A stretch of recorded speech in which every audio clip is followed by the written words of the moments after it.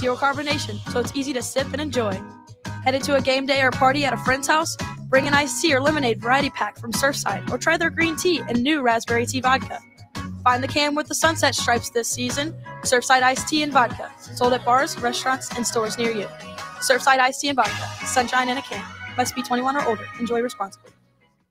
Running a business, coaching a team, planning your next big event, you need more than just gear. You need SM Athletics and Logo Solutions. Custom uniforms, branded apparel, promotional products, done right, done fast, and built to show off your brand with pride. From local businesses to high schools to major universities, SM Athletics is trusted by winners. Get real service, get real quality, get noticed. SM Athletics and Logo Solutions, where your brand comes to life. Visit smathletics.com and let's build something great together. You're listening to FM 105.7 and AM 1340, WKGN Knoxville, and W289CU Knoxville, FANRUN Radio. I am untethered and my rage knows no bounds! Ladies and gentlemen. All I know is you never had the makings for varsity athlete. What is it with you and this obsession with this varsity crap? People come to us because we don't sell them on anything. They can't refuse because of the implication. You wonder ever you're a bad man? World needs bad men. We keep the other bad men from the door. Some things are a matter of duty. The world's greatest radio show in Tennessee. That doesn't sound right, but I don't know enough to dispute. I was about to take advice from a clown who dives headfirst into the shallow end of the pool. It's Talk Sports with John Reed and Cody McClure.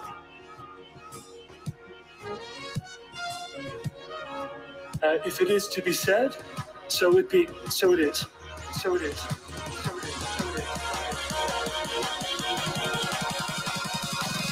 It's a Tennessee thing. Well, I'm holding on.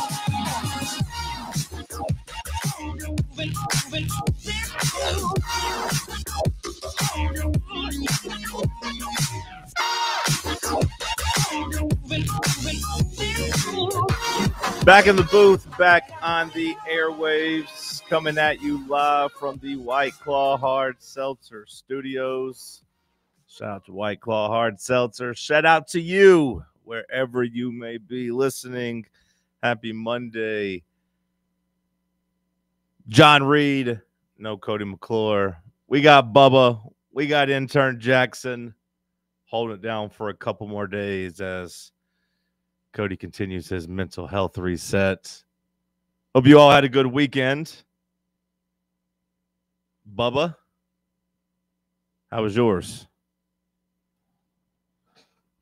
It wasn't too bad. I got to visit some family, so I'm always grateful for that. I didn't really get to nap around and just mope around the house like I wanted to. But hey, sometimes you don't need to do that. Sometimes you just need to see a couple faces you haven't seen in a while. Also went to the gym in the morning for the very first time ever in my life. And I'm not a big fan of it like I thought I'd be, but it also wasn't that bad. Because it's like a lot of the older heads were, having their discussion just constantly.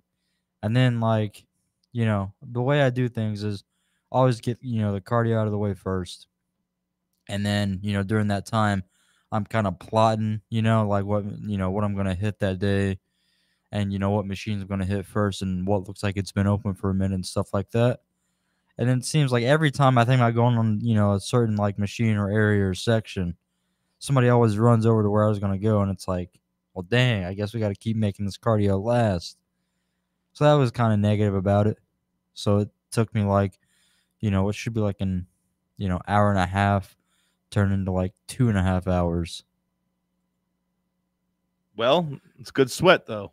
Yeah. What were you doing for cardio? Just running, just on the elliptical, slide? No, I'd switch it up. So some days, there's the 13-3-30 method where you put the treadmill the incline 13, minimum of 30 minutes and then at least 3 speed. So I try to do that. Bubba's trying to get a fat ass. All right. I'm not trying, John. I already got one. Okay. All right. And that's then that's the Instagram influencer. method there. And then last night I was struggling to put together this cheap made like clothes rack. Okay. Kind of. And I messed up at first because the instructions, it was just pictures. It wasn't, no words. And I ended up putting like 2 end pieces where like some caster wheels screw into, like upside down so they wouldn't fit. Uh-huh. And I had to like take a screwdriver and a hammer and like try to like hammer the screwdriver into these plastic pieces to pry them out while not breaking like the area where I'm trying to screw in. Okay. And I did that, and I felt successful. Like a man. Yeah.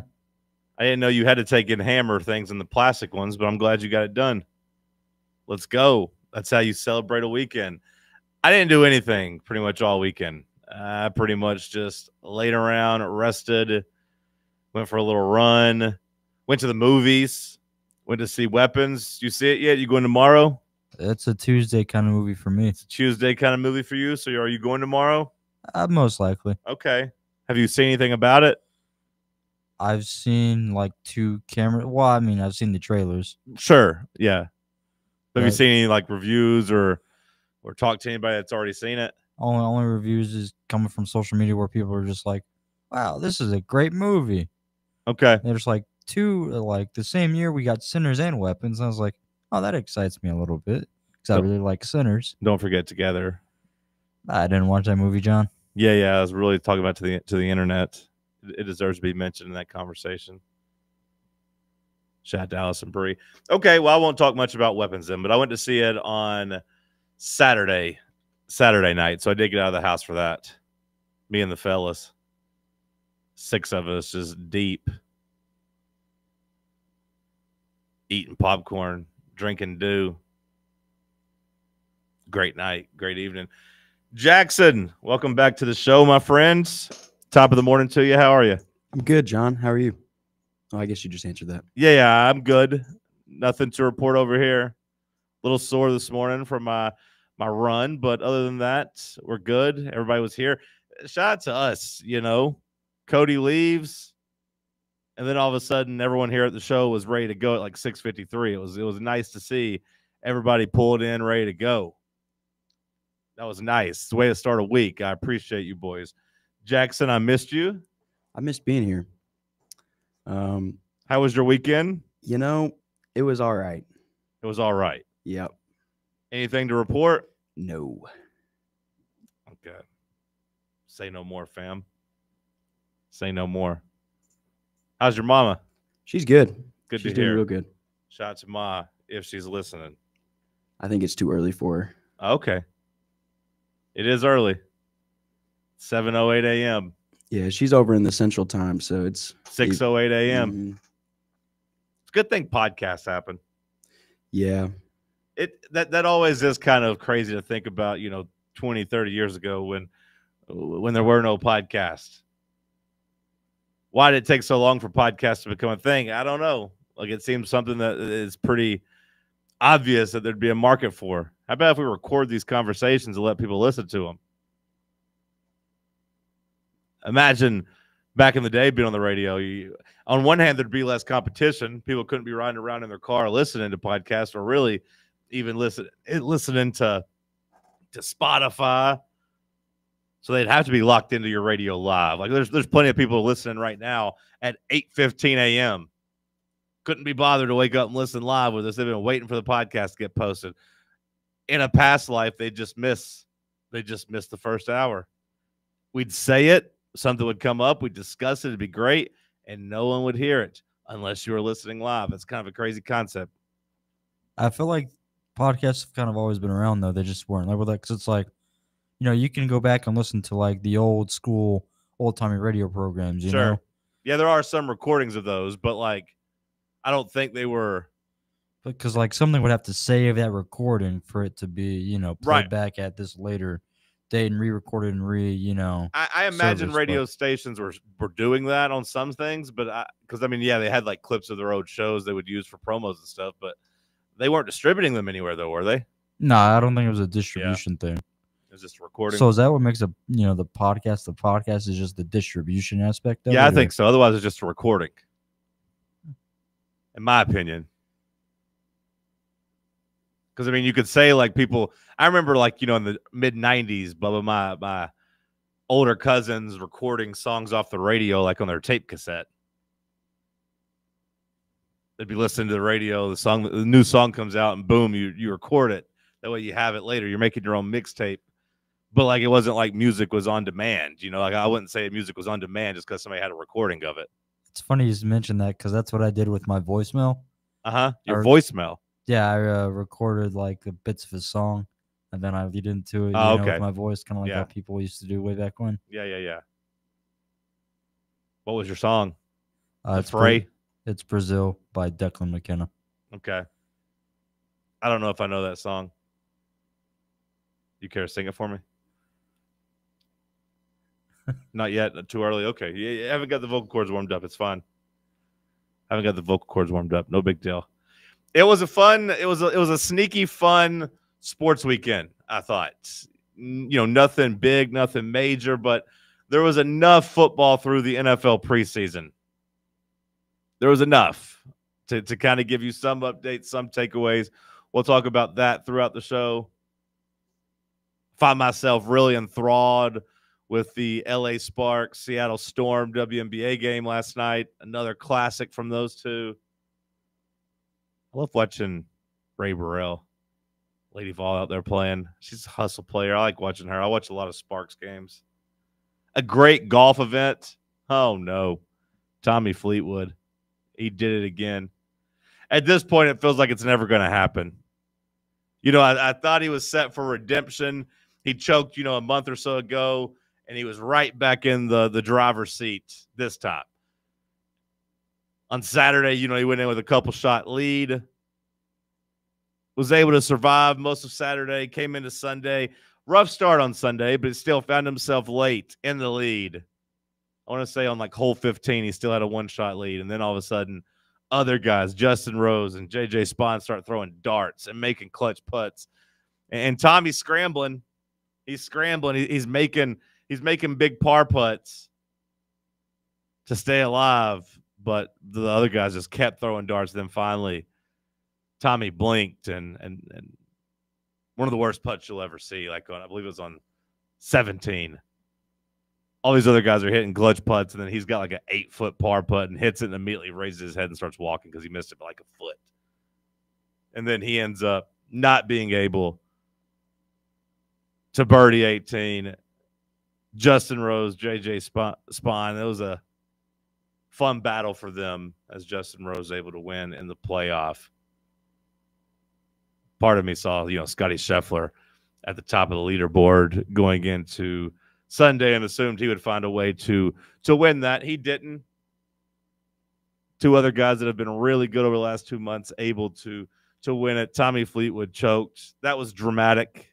Out in Tennessee, over in Memphis. Drama. And then you had the Tennessee Volunteer football scrimmage to dissect. No real footage to watch. It, of course, wasn't televised.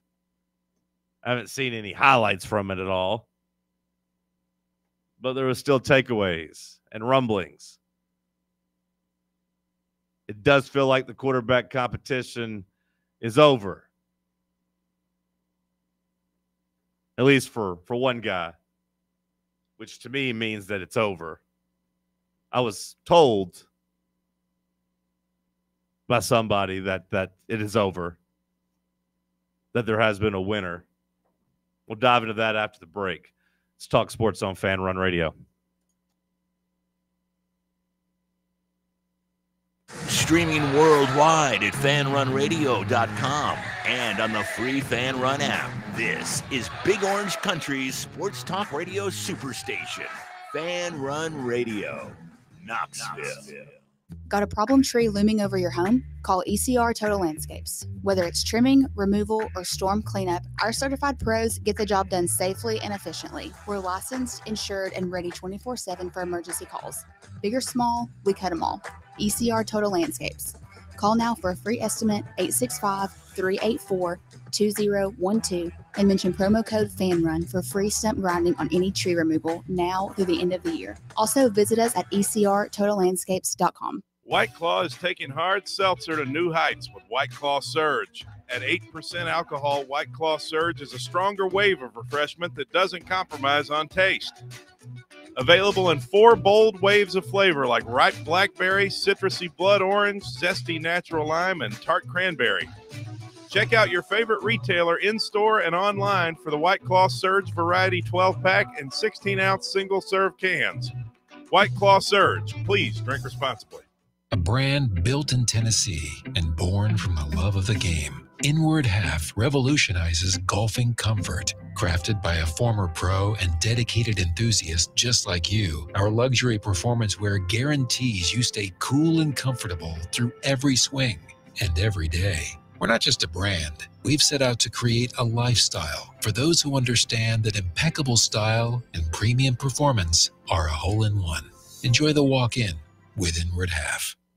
Got a flat tire? Strange noise under the hood? Don't stress. Roll into Matlock Tire and Auto Service. From oil changes and brake repairs to brand new tires, Matlock's certified techs do it all. Fast, friendly, and fair priced. Matlock is the home of the price match guarantee. Bring in any competitor's ad and Matlock will match the exact same tire for the exact same price. Matlock Tire and Auto Service. 5 locations in East Tennessee. Visit matlocktireservice.com to find the location nearest you and schedule your appointment. Are you looking for a treat that will knock it out of the park at the next watch party? Just like your favorite baseball team, Crumble brings the best lineup week to week with an expanded roster that includes key lime pie, strawberry cake, or my personal favorite, Monster featuring M&M candies. Let Crumble treat you to the best cookies in the game. Download the Crumble app and start earning rewards. You can even vote monthly on what flavors you would like to see at any store of your choice. Warmer weather is here, so get to the ballpark, but don't miss the cookies.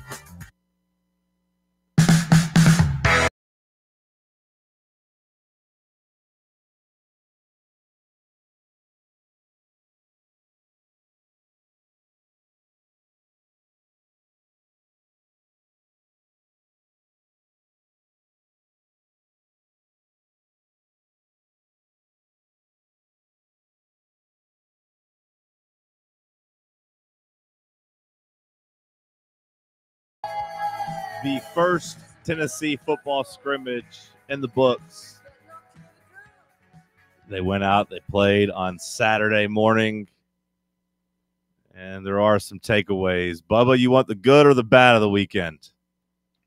Give me the ugly, John. Well, the ugly is that your starting receiver, the only guy that's even somewhat established, got arrested over the weekend.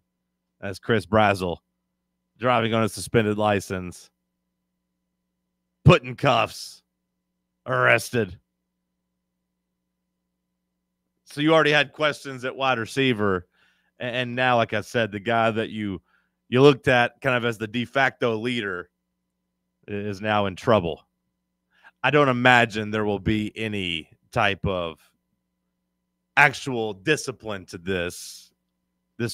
I imagine this is a situation where you take care of business, you get your license fixed. You come back, you run a bunch of stadium stairs, you do a bunch of conditioning, extra work to pay for it, and that's it. But still, it just it's a position at this point that I think Tennessee has to worry about. Just when you look at the injuries of the camp and the lack of returning production, so it's the one position you probably couldn't afford a headline with this weekend, and you got one. Is the leadership skills in that position now out the window? I don't know how much of a leader he is anyways. Like I'm not in the locker room. I'm not in that unit. Like I said, he's the one guy that's kind of returning with production. So when you say out the window, do you mean just because like you can't lead if you've been arrested? Because I don't think that type of arrest is one that his teammates look at him and say, man, now you're not a leader. It's not like it's one that like you morally have to stop and think about whether or not you can trust this guy.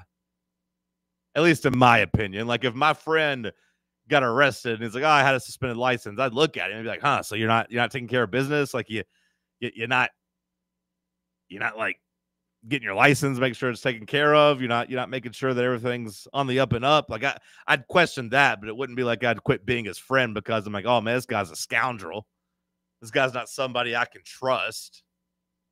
Now, there's plenty of things he could be arrested for on that side that would make you like question whether or not you could be friends with him. But no, a suspended license isn't one of those. So, Bubba, I would say no, that this doesn't really impact the leadership abilities that he may or may not possess. And again, we're not in that locker room. We don't know if he's the actual leader anyways. We don't know what his leadership skills are, but I think the same of them as I did heading into the weekend. I feel like with our offense, as long as, these guys that are maybe getting some more reps and maybe some potential playing time, the younger guys, as long as they can catch a screen pass and just immediately cut up field for at least like 3 yards.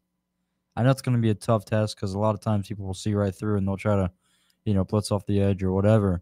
But I feel like that's all we're asking here for. I don't know how many of them we're going to trust with these deep routes over the middle. We're just going to play kind of like a shorter game plan.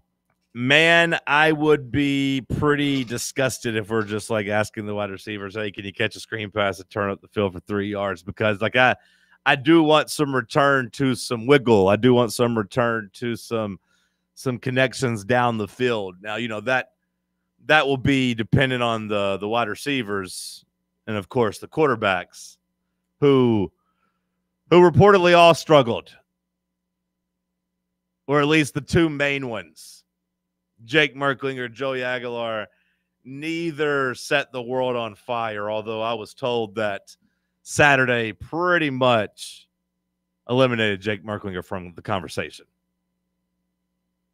You can believe whether or not George McIntyre, true freshman, who is super thin and brittle, at least brittle looking to a lot of people, you can believe whether or not you want to that he is going to get a fair shot at things this week. But I was told you could go ahead and cross off Jake Merklinger, that he's out of the running. You could take it as Joey being the quarterback. That's what I'm choosing to do. Or you can believe that there's still a chance for George McIntyre to win the job. I would say that George McIntyre is now able to maybe win the backup job. I would say that's on the table. If you're looking for somebody to be the next guy up if things don't go well or there's an injury, I could buy that. I'm not buying him as a legitimate threat to being a starting quarterback or really getting any meaningful game reps against Syracuse. So as far as I'm concerned, what I was told, I am ready to call it. I feel like it's election night. We are making the call. We are awarding the starting quarterback position to Joey Aguilar.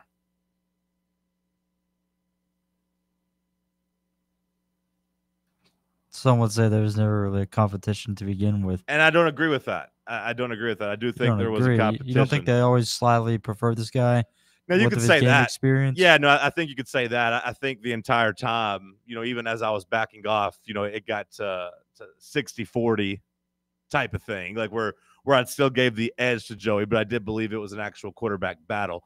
But yeah, I do think they always probably preferred him a little bit just because, yeah, you did have the experience. I think that's why you saw Heupel come out, and he always kind of said like, hey, and, Heupel and proxies via Heupel all came out and said like, hey, this quarterback battle isn't just about who has the most accurate passes in the 7-on-7 drills or the passing skeleton drills or just on air. It's about who can handle our installs, who can handle an offense, who can handle the run game. All of that to me, Bubba, pointed towards we're looking for somebody with experience that we can trust can run an offense. It's not just about who's the most talented passer or the most accurate passer. We have to be able to trust you to do things a quarterback does. A quarterback does more than just goes out and throws the ball against air. So, yeah, those comments always made me think they were preferring to have a guy with experience. But I was told the scrimmage was bad enough for Merklinger that it's a wrap for him. It's a sad day here in the fan club. Well, Jackson, how do you feel about it? Did you have I honestly never saw a world where Jake Merklinger was going to be the starting quarterback for Tennessee. I never felt there was much there. I wasn't super excited when we recruited him. Felt there were some better quarterbacks in that class that we could have gone after for a scenario like this. So yeah, I'm not really surprised. I never saw a world where Jake Merklinger was going to take a quarterback one rep.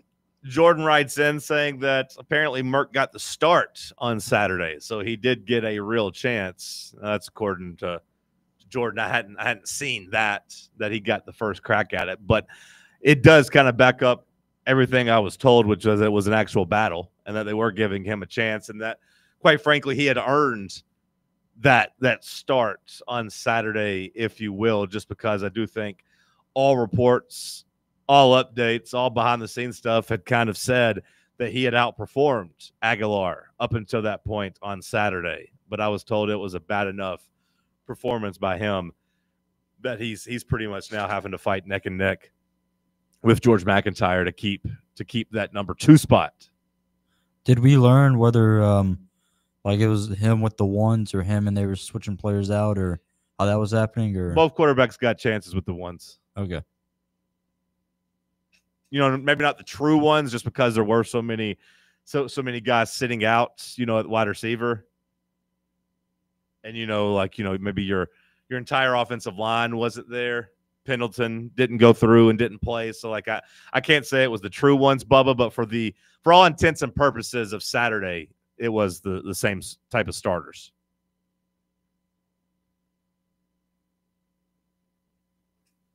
So, again, you can believe that McIntyre has a chance to start. I don't think I'm ready to believe that. So as far as I'm concerned, the quarterback battle is over, and Joey Aguilar is going to be the starter. So with the quarterback battle being over, is there a new battle on the horizon, like a running back battle? Well, there was some positives coming out of the scrimmage, and Star Thomas was one of them. Now, whether or not he can make up, you know, the difference that he's been having to make up by not being here last year, and, you know, both those guys being, especially Deshaun Bishop being, you know, good whenever he got to play. I don't know if I can say that about Peyton Lewis, but Deshaun Bishop was pretty good when he got to play last year. It looked like he was going to get the first shot. I'm not ready to back off that, but yeah, Star Thomas has been getting some rave reviews. You know, Pete Nakos had him in his update on Friday that he's been really good. And then, yeah, one of the big takeaways from the scrimmage was that he took advantage of his opportunities and had a nice day. A battle I'm looking forward to is whoever's going to be lined up next to Aaron Carter. Okay. I've heard a lot of good things about Edwin Spillman. Sure. Maybe taking that spot from T-Lander. Yeah, I mean, and T-Lander didn't scrimmage on Saturday. There was a long list of guys who didn't scrimmage. I mean, in terms of big-time contributors, I mean, like, you know, Jermod McCoy and Ricky Gibson, which, look, whenever you tell me Jermod McCoy and Ricky Gibson aren't practicing, aren't scrimmaging, it does make it a little bit more head-scratching that the offense struggled so much. Right? Like, you're down your 2-star starting defensive backs. Joshua Josephs didn't play. You know, that's supposed to kind of be at least the go-to pass rusher for this team this year. Jeremiah T-Lander didn't play. So, like, at the very least, that's 4 starters on defense that weren't out there playing. Like, again, I know the wide receivers were banged up. You know, Chris Brazel, Braylon Staley, neither one of those guys didn't, you know, scrimmaged. But, like, that, you know, throw Miles Kitselman in there as well. He didn't scrimmage. So, like, you know, there were 3 starters, 4 starters limited on both sides of the ball. But yeah, like the starting secondary, or at least the 2 corners being out and the passing game still struggling, doesn't make me feel too good. So going away from defense for a quick moment, do we know if it was Tashawn Brame, or if it was Ethan Davis that got to look at tight end more. I assume Davis did, but I know Brame had some highlights. Brame was a guy that was talked about making some plays, but I don't think he was out there with the ones from the updates I saw. When they kind of started rotating some back, like the backups got opportunities. Like even third string guys were getting opportunities, but Brame made some plays to the point where he got a shout out in some practice reports I read. It was worthy enough for people to come out and say that he was looking good and looks like an actual player out there. Now, I will say, you can go back and find this was something I saw from 2022. And we had all agreed the offense was pretty good in 2022, right? Bubba, you would agree with that, correct? I believe so. Jackson, you think that 2022 defense was pretty good? Defense or offense? Or offense, yeah, sorry. Offense. Yeah, I would say that was pretty good. Well, here's a post from a message board on August 14th, 2022. Can't quite decide if the defense winning the day is good or bad. Not worried about the offense or anything, of course. So, I do think you have to keep in mind, you'll see it in the preseason. You in the NFL, you'll see it in the scrimmages that they do. In the NFL, the open practices. The defense usually ahead of the offense. I think college football is similar in these training camp portions. Like the offense, I do think takes more time to gel. I do think the offense has to take more time to hit their stride. It's much more of a timing thing. Defense is going to be ahead because it's more simple. And I understand, there's complex coverages and schemes and all that, but at its core, it's much more simple than trying to coordinate an entire offense. You can get in your base defense and play some base plays against, base looks and just go off of those reads and be able to play pretty good defense most of the time. So, with this being the first scrimmages, any negative reports coming out of this worry you? Did you not hear the thing about the quarterbacks? Like Joey Aguilar did throw a pick six to a walk-on, according to the updates. Right, but again, with this being the first scrimmage. Sure, but no, I'm still worried about that. I'm still worried about that. The difference between 2022 and 2021 is Hendon Hooker. You know what I mean? It's Hendon Hooker, and if you want to say it's Alex Golish, and you want to say it's less data on film, of this offense and what this offense wants to do, all of those things would be fair too. But Hendon Hooker was an established starter. Now, was Hendon Hooker as good in 2021 as he ended up being in 2022? No. Did people think that 2022 he'd take as big of a leap as he did? No. But he at least was an established starter who had played, 9 games, 10 games that year before. You knew that he was your guy. You knew he could play at an SEC level. He went into Tuscaloosa and played pretty well in 2021. You'd beat the hell out of Missouri and South Carolina. You had proven SEC stuff. So I don't want to quite say that hey, it's the same as 2022. You're worried about the offense then because you weren't as worried. You had more confidence in it. So the quarterback struggling, to me, Bubba, that is worrying. Now, is it enough to say that this can't get fixed and the offense can't be good? No. That's what I'm talking about with it being the first scrimmage. There's still time to fix this. Do we have an update on when their second big scrimmage is? I have not seen that. I want to say it's typically 10 days later. I want to say. Jackson, see if you can do a little internet Googling Tennessee. Google Tennessee second scrimmage, and I'd imagine at least it'll come up from last year. And there'll be updates from Tennessee's second scrimmage, and we could kind of piece together what the date would be on it. I imagine, Bubba, it's an 18, 19, or early 20s, in terms of the day on the calendar, day on the schedule.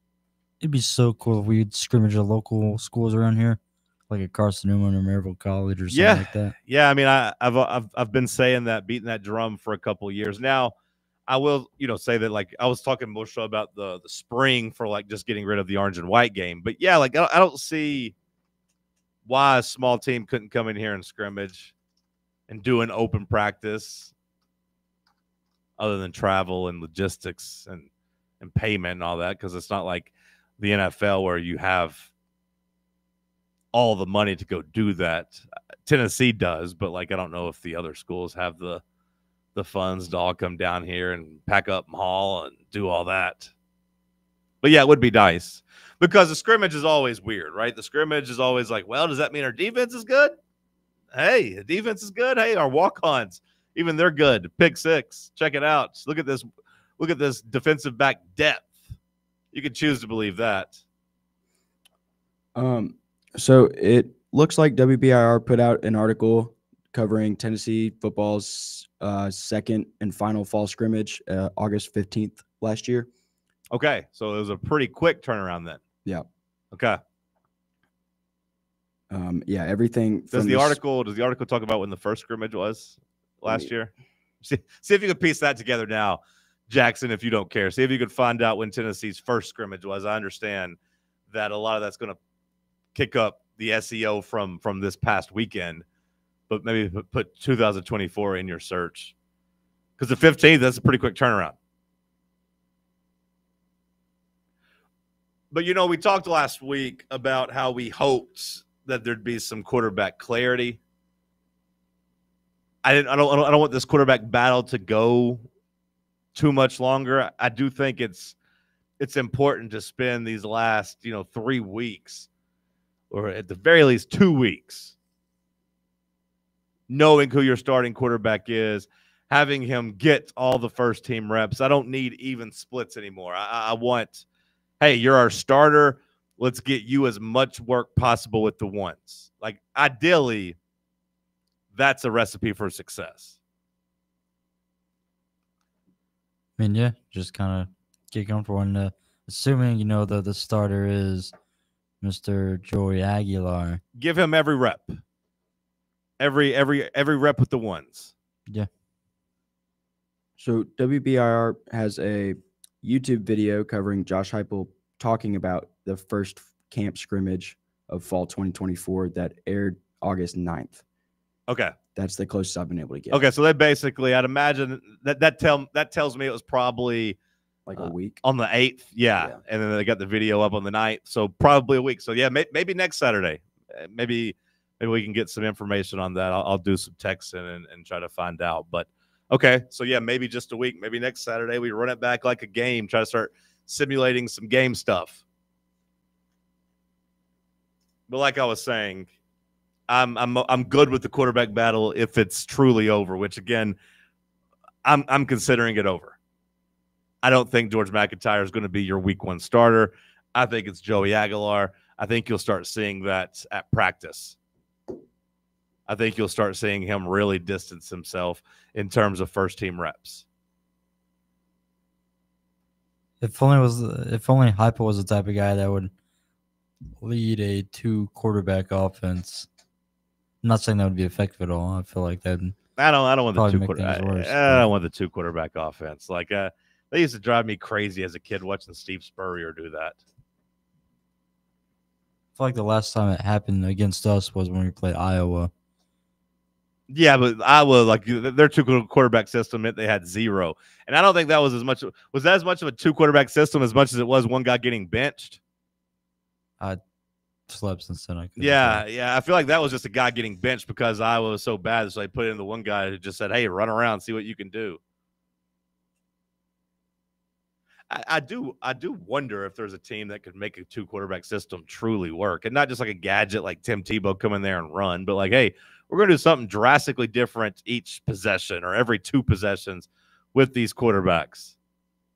Hey, this guy's a shotgun spread guy. Hey, this guy's a pro offense guy. We're gonna mix it up. We're gonna keep you off balance. Seems dumb. Was it the Baltimore Ravens that had the they called it the Heisman package a few years ago, where they had Lamar and RG3 and who else? So they had RG3 and Lamar on the field at the same time in that thing. That's not exactly a 2 quarterback system, at least the way we're talking about. I mean, technically it is 2 quarterbacks being on the field at the same time, But no, boys. Back in the day, Steve Spurrier would just rotate quarterbacks like every other drive. He'd be like, hey, here's was it Rob Johnson standing out in my head? I don't know if that's right, but it was like Johnson and Jesse Palmer, and they were pretty much just rotating like every other drive. And then they would kind of struggle, and people would be like, oh, they can't get into a rhythm. Then they'd win 10 games, 11 games, and still be really good. But that's what I'm talking about, not just having two guys on the field. How do you feel? Let us know in the comments if the quarterback battle is truly over and it's Joey. Are you good? You happy? You worried about the offense? We'll continue the conversation on the other side. I think the offense can be fine, but I do have some big concerns. Stick with us. FanRun Radio.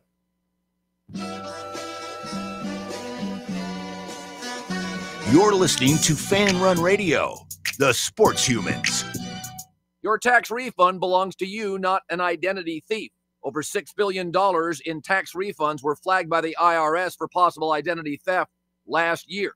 If you're in a bind this tax season, LifeLock can help. They monitor and alert you to identity threats you'd miss on your own, even if you're careful with your personal information. And if you do become a victim of tax-related identity fraud, LifeLock has U.S.-based restoration specialists ready to help solve your identity theft issue. Plus, all LifeLock plans are backed by the $1 Million Protection Package, meaning LifeLock will reimburse you up to the limits of your plan if you lose money due to identity theft. Let LifeLock help protect your financial info, so all you have to worry about is what you do with your tax refund. Go to LifeLock.com, save up to 25% off your first year. The promo code is HERD, promo code HERD. To save up to 25% off your first year. LifeLock.com. Identity theft protection starts here.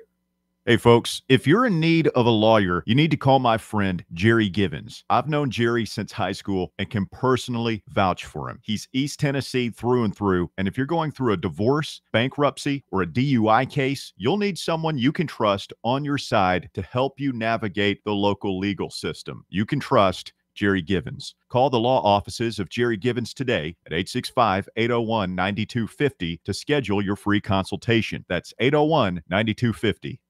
Barley's has live music on weekends, general team trivia on Wednesday nights at 8 p.m., and now live sports trivia courtesy of the Knoxville Trivia Guys every Thursday night upstairs.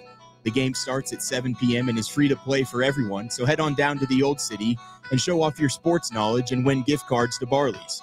Use those gift cards to buy some delicious food and drinks, and you can take it all in with their wide selection of TVs and indoor projectors. Barley's Tap Room and Pizzeria. Life is more fun with a Good Life checking account, offering extra benefits including bank travel. Join us for a trip to Mackinac Island for a stay at the beautiful Grand Hotel. Travel with us to southern Utah to witness the enormous, colorful, and unusual rock formations. Or join us on one of our many day trips. We're always on the go. Citizens National Bank. Banking never felt so good.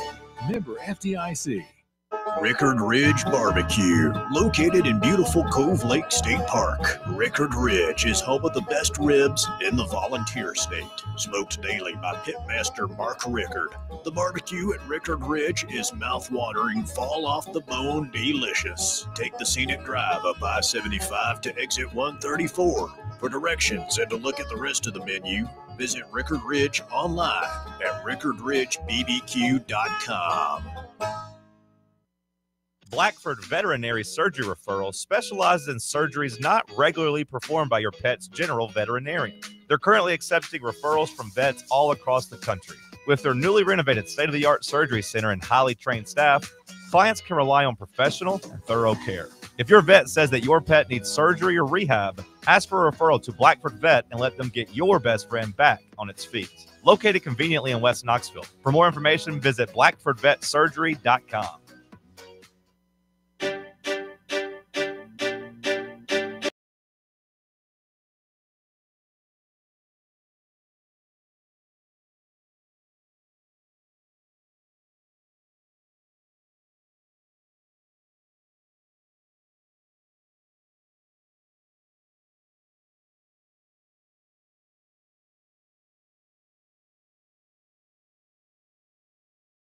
Weeks watching with us on YouTube right now. That's my preferred video platform. Shout out to you guys for watching and commenting. Let's see here. Let's go through here. Austin says, give me reverse Ozempic for GMAC and let's ride with him. They make some mass gain stuff. It's not like protein powder. It's not exactly protein powder or creatine, but it's beefcake. That and feed him some mama's home cooking for a minute. You know, give her some, give him some gravy and biscuits and some salmon patties and whatever else we got going on here. There is a, I think it's season 1 of South Park. One of the first things that I remember from that show as a kid was Cartman getting on like protein powders, beefcake like 5,000 or something like that. Beefcake, and he gains like 60 pounds. Although Brandon writes in, and I think it's a fair question, why do we equate somebody being skinnier with their being more injury prone? Linemen get hurt more than anybody, and they're 300 pounds.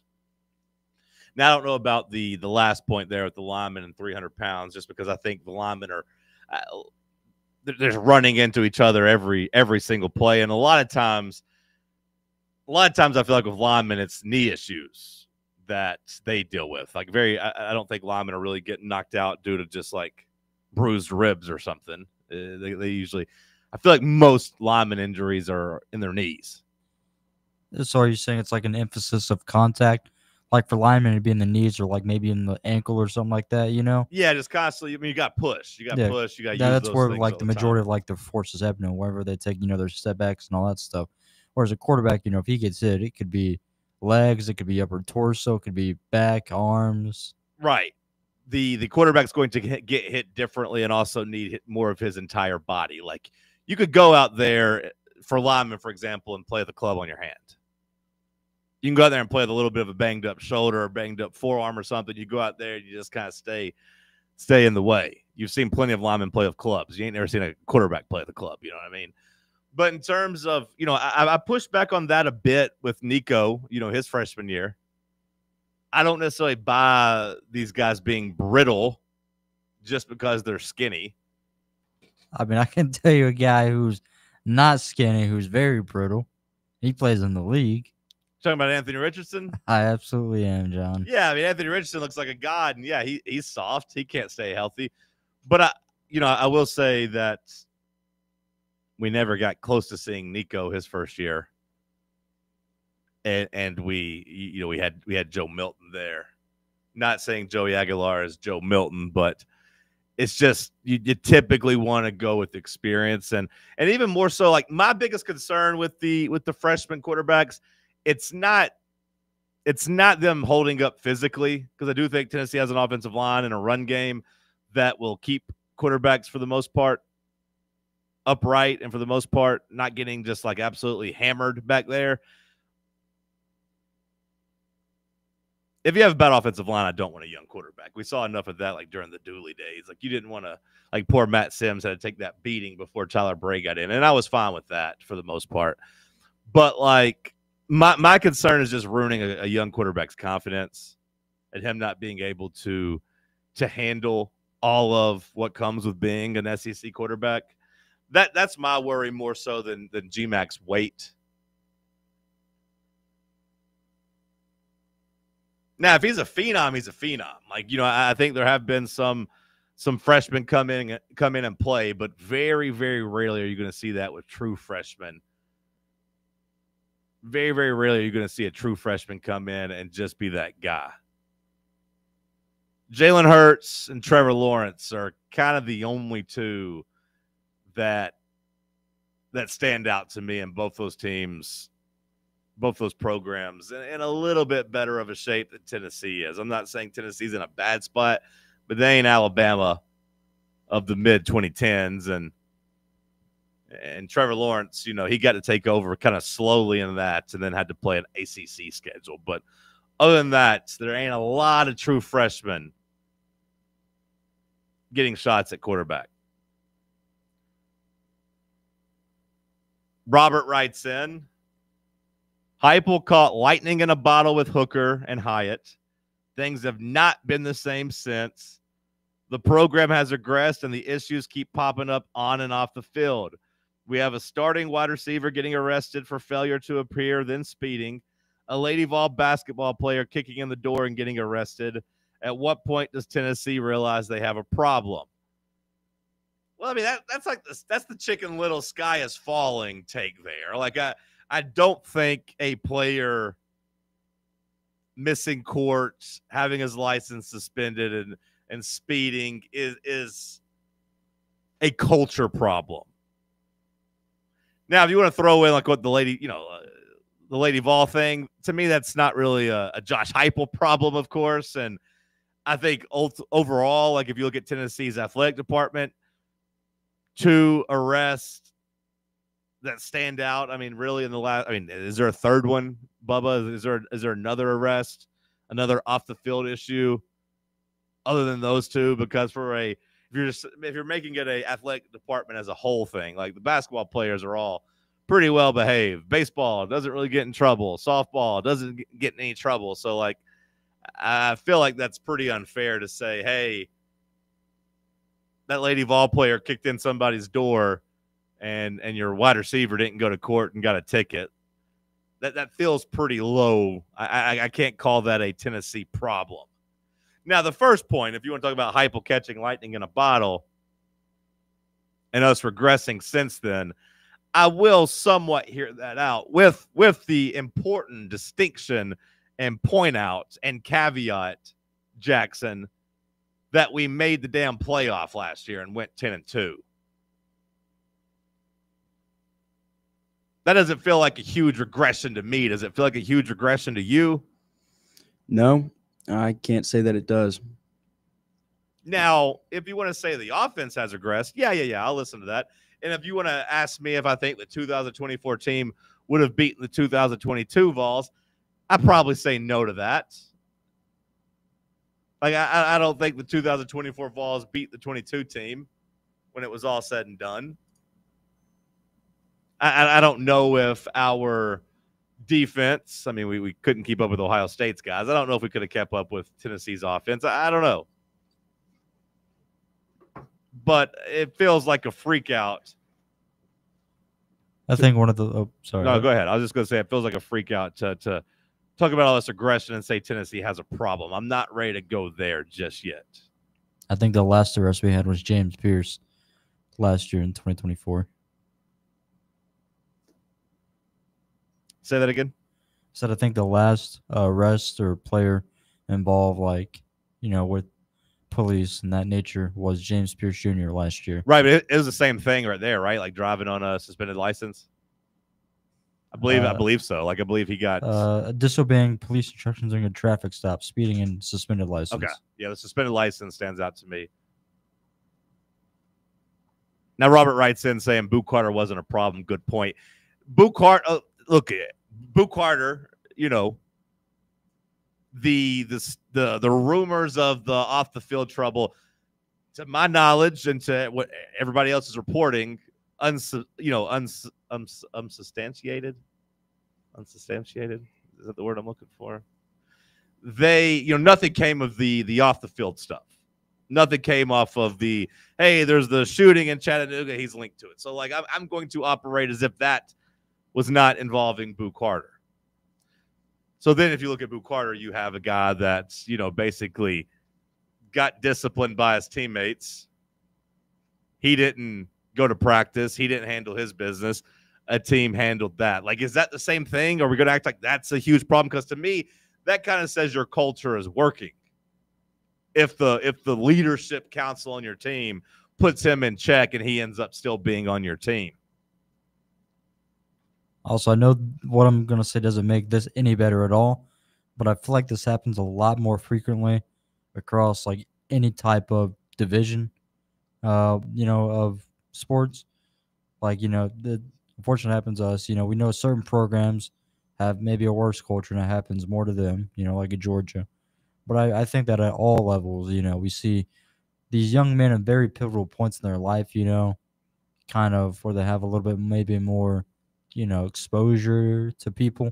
So maybe more mess ups go viral, I guess. I don't know if it's a point to crucify him, though. I guess I just think of there's what? Let's just call it 85 guys on a football team. Even more than that. One arrest. I'm just that feels low to me.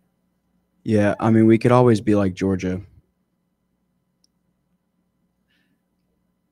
I mean, yeah, they got a lot more than one. You know what I mean? They also win. It does feel like they also win, but we won the same amount of games as they did last year. It feels right. I mean, we both won 10 games last year, right? It feels that Mr. Buckler is just grasping at something to be mad at here. Like you're just looking for something to be upset with about the Vols. Well, look, if you are somebody that wants to be, you can call it the pessimistic side, you can call it the realistic side, because usually the people that think they're pessimistic or get called pessimistic think they're just being real, and that's okay. Like, I don't think everything is perfect right now in Josh Heupel's program. Like, I do think the regression point, I think that's a fair point. I'm just pushing back on Tennessee having like a culture problem, because I think from an entire, athlete standpoint, pretty good. Like I said, when's the last time you heard of a Tennessee basketball player getting in trouble? When's the last time you heard of a Tennessee baseball player getting in trouble? Like that doesn't really happen. Go ahead, Bubby. You got something to say? I was gonna say for the baseball, I feel like that happened somewhat. What happened with baseball? What I missed there? I mean, wasn't there an issue last season surrounding Antigua at like the off season or something like that? With him getting like in trouble? I think so, and that's why like he was out a little bit, or no? If so, it was not relevant enough for me to remember it. Like you can feel free, or I'll Google it during the break to see. We'll give the audience an update if we find something. But like, I don't remember that. But as far as basketball though, Rick Barnes keeps that place squeaky clean. Now, if you want to say 7 years of Tony Vitello, you had your backup shortstop maybe getting into some trouble to the point where neither one of us actually remember. That still kind of proves the point that it's been pretty damn squeaky clean. I mean, players get arrested in the NFL all the time. Everybody makes mistakes. Nobody's perfect. So it feels kind of dumb to me to get mad at one guy having a very minor legal offense. Like, there's part of me that hopes you're right, Bubba, that Antigua got in trouble just so you didn't slander that young man. Just because I feel like you slandered him and you maybe opened yourself up to some lawsuits, because that was Bubba that said that, not me. I didn't say Antigua got in any trouble. I wasn't the one recklessly speculating. I hope he's not listening, and I hope his people aren't listening, because you slandered that young man. I'm on the belief, Bubba, that nothing happened. So if you find something, please let us know. Otherwise, you're going to have to issue an apology in hour 3. See what you can find. The pressure's on you now for slandering a guy. Because when I think of Tennessee's baseball program, I think of pretty upstanding individuals. Do they play loudly? Sure. Antigua plays loudly. Were you confusing him yelling with the Ole Miss or the LSU first baseman? Is that what you were confusing him with? A guy stands up for himself, and now you're calling him a criminal? That's crazy. Hour 1 in the books. We'll kick off hour 2 with headlines. It's Talk Sports on FanRun Radio. Check out our new and improved website at fanrunradio.com. Ready to launch your career? Axle Logistics is a leading third-party logistics company where excellence is an energy. With an award-winning culture, Axle proves that positive outcomes come from a positive environment and a work hard, play hard mentality. At Axle, the drive for success is infectious. And with an uncapped commission structure, hard work isn't just noticed, it's rewarded. For those with big goals and even bigger dreams, Axle Logistics is the place to start your career. Citizens National Bank. We make it easy to save money. Get access to thousands of discounts on shopping, dining, and travel with the CNB Plus Perks account. It's a powerful new way to save money with roadside assistance, cell phone protection, identity theft protection, and credit monitoring. Banking at CNB has its perks. Call or stop by a branch for more details. Citizens National Bank. Banking never felt so good. Member FDIC. Dental health is so important. It's one of those things that if you don't stay on top of it, it can really come back to haunt you, both financially and, of course, in terms of your physical health. If it's been a while since you've been to the dentist or you've got a dental issue that needs attention, Do what I do. Go to Malone and Costa Dentistry at Knoxville Smiles. You can schedule your appointment online right now at knoxvillesmiles.com or just give them a call at 865-539-1776 and tell them Fan Run Radio sent you. Barley's has live music on weekends, general team trivia on Wednesday nights at 8 p.m., and now live sports trivia courtesy of the Knoxville Trivia Guys every Thursday night upstairs. The game starts at 7 p.m. and is free to play for everyone, so head on down to the Old City and show off your sports knowledge and win gift cards to Barley's. Use those gift cards to buy some delicious food and drinks, and you can take it all in with their wide selection of TVs and indoor projectors. Barley's Tap Room and Pizzeria. Hello, is Tina there? Who's this? Yeah, this is Vince from the hit reality show Wives Don't Tell. Tina applied for our show to confess that her husband won't go to the doctor to get his erectile dysfunction checked. She said she's ready for a guy that can bring the heat. All right, what the hell is going on? You know you're talking to her husband right now? Tina! Well, she wrote the application that her man's performance is questionable. She's basically married to a coffee table. She also said, we live within driving distance to Men's Pro Knoxville, but he's too scared to get a blood test. Oh my, she is done. She is so done. Got you, Mike. It's Nephew Tommy. Ain't no reality show. It's a prank. Men's Pro Knoxville is the real deal, fellas. Local experts, test results in minutes. Call 865-544-8220 or hit men'sproknoxville.com before your lady books a new co-star. Men's Pro Knoxville, making it happen. You're listening to FM 105.7 and AM 1340, WKGN Knoxville, and W289CU Knoxville, Fan Run Radio. Truth is my goal. Controversy is my gym. I'll do 100 reps of controversy for a six-pack of truth. You're listening to Talk Sports. Too much emphasis is put on originality. Feel free to take ideas and update them at your will. All great artists take and update, except for us. That's true. We're 100% original. We're not stealing content for this segment. That's right. Not at all. Airing every day from 7 a.m. to 10 a.m. Cars have four wheels. Hoodies have hoods. It's amusing to me when someone says, this is an original hoodie. Bro. It's a hoodie. It's a hoodie. I can't do this. On 1340 WKGN. I am Warhol. I am the #1 most impactful artist of our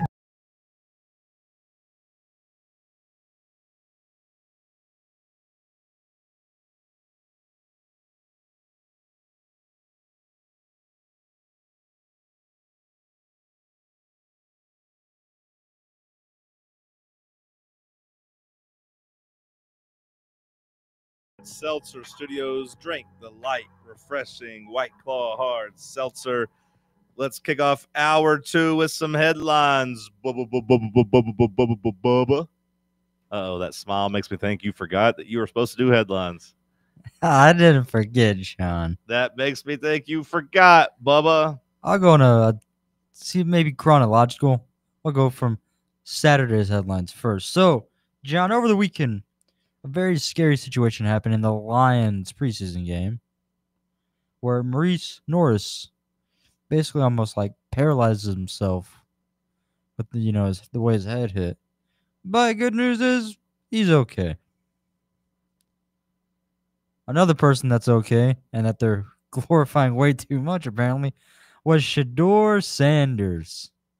So much so that Nike made a point to make a viral post about him. And after a preseason game, that was pretty wild to me, John. The Shedeur Sanders discourse was maybe the most annoying thing from the weekend. And 14 for 23 for 138 yards. And 2 nifty touchdown passes. I'm not rooting against Shedeur. I've been on record for that, with that the last, 6 months or so. Now, I was kind of rooting against Colorado last year just because Deion and all of his antics from the offseason kind of started getting annoying. But I kind of liked him again. But Shedeur, I thought he was pretty unfairly treated during the draft process. Like I thought it was a little outrageous that he went as late as he did. Like unless he showed up in in Nazi garb to do his interviews, like I don't think there's anything he pretty much did. I don't think there's anything he could have really done in his interviews to warrant falling as far as he did. Like I said, unless he showed up just being really, really, really like racist and disrespectful. So John supports nepotism. All right. No, I don't support nepotism, but like Shedeur Sanders was better than Tyler Show was last year. So John supports nepotism. All right. He was better than Dylan Gabriel was last year. Speaking of Dylan Gabriel, it's not nepotism to say. Again, I'm not saying he should have been better than Cam Ward. He shouldn't have gone number 1 overall. Like looking at him versus Cam Ward, give me Cam Ward all day. But like Shedeur going from being a top 15 type of guy to having to wait, 5 or 6 rounds, I did think that was crazy. You call it nepotism, but there is something. I don't know if it works the same way in the NFL, but like in the NBA, like the biggest indicator of whether or not a player is going to be good in the NBA is whether or not his parents were in the NBA. Which is why Bronny is a stud. But I think it's why you saw people, that's why I think you saw the Lakers not get crushed by everyone for that pick. And I think it's why you saw Bronny look a lot better in year 2 than he did in year 1. I think there's plenty of guys around the league that have, junior in their name that are pretty good rotation players. Like I think genetics matter. Do I think it happens the same way in the NFL? We'll see. Like, do I think just because Deion was great that his kid will end up being a good NFL player? No. But you could make the argument, Bubba, that if his last name wasn't Sanders and he wasn't Deion's son, he might have been a higher draft pick. I could make the argument that Deion being his dad hurt him in the draft. Don't you think? Nope. You don't think so? You don't think the fact he was Deion's son hurt him at all? Nope. Okay. I think it did. Next headline, please. Tell me about Dylan Gabriel, I guess. Well, I was gonna say, speaking of Dylan Gabriel, who's a football player, this former football player got himself a statue. And I was gonna ask Sean, how long do you have to be away from a team before you can get a statue for said team? Like, why as is a Tom player Brady, or a coach? As a player, like Tom Brady, is it too timely or not timely enough for him to get a statue for the Patriots? No, I think it's fine for Tom Brady to get a statue. I do think you run into some risk getting a statue for somebody that's still living, because what happens if they turn out to be criminals or scumbags and you have to remove the statue like that? That's a little bit of a threat. But I do think that, like Alabama should have had Nick Saban's statue ready for him the moment he retired from Alabama. You know what I mean? Like that one should go up.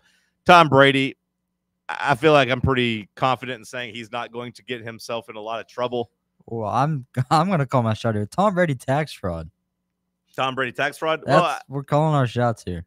I think tax fraud, like continue the conversation from hour 1 about the suspended license.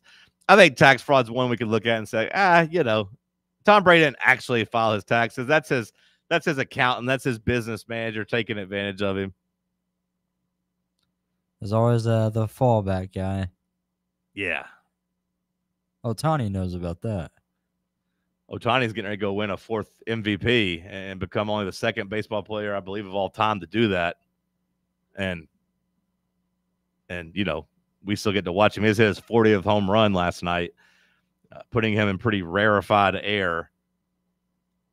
So I think having a fall guy is pretty good for him. Pretty smart. Not speaking of fall guys, but a guy who does fall. And I know you're kind of worried about him. Don't worry, John. Anthony Richardson is okay. I wasn't worried about Anthony Richardson. A guy who maybe is not okay, though, is LSU's Garrett Nussmeier. I know they're saying it's a minor injury with the old, patella tendonitis. Uh-huh. But I still feel like it's going to cause a little bit of a setback for the LSU Bayou Bengals down there. Very popular pick for people to, have in the top 2, top 3, top 4 of the SEC this year. I don't know if I'm ready to buy it. That's the thing is I keep saying it about every quarterback, and a couple of them are going to make me look foolish. A couple of them might make me look right, but like Nussmeier, I don't really see it with him. I don't buy into him being the number one quarterback in the conference like everyone else does. I don't buy into him as an actual like elite quarterback like everyone else does. I'm all right. Switching things, switching things over, John. We had NBA opening night and Christmas matchups revealed. I don't know if that sparks your interest or not, but they're here and they exist. They're out in the world. Say it one more time. The NBA opening night and the Christmas matchups were unveiled. You got them in front of you? We have looks like doubleheader on October 21st. That's opening night. That's all right. So the Thunder are going to play because the Thunder are the defending champs. Looks like they're hosting the Rockets. All right, so they're bringing Kevin Durant home. And then LeBron James and Luka Doncic Lakers facing Steph Curry's Warriors. Yeah, that's two good matchups. Like put LeBron, put Luka, put Curry on there. Maximize those matchups as much as you can. Thunder, Rockets. Yeah, that's pretty good. Those are the two top teams in the West last year. At least from like a standing standpoint. So you're going to have to refresh my memory here, give it a little jog. Did they play this past Christmas, or is that all for NFL? The NBA did, yeah. Okay. The NBA played. The Warriors and Lakers did play. Now, like, I don't know. What day is Christmas on this year? Do we know? The 25th.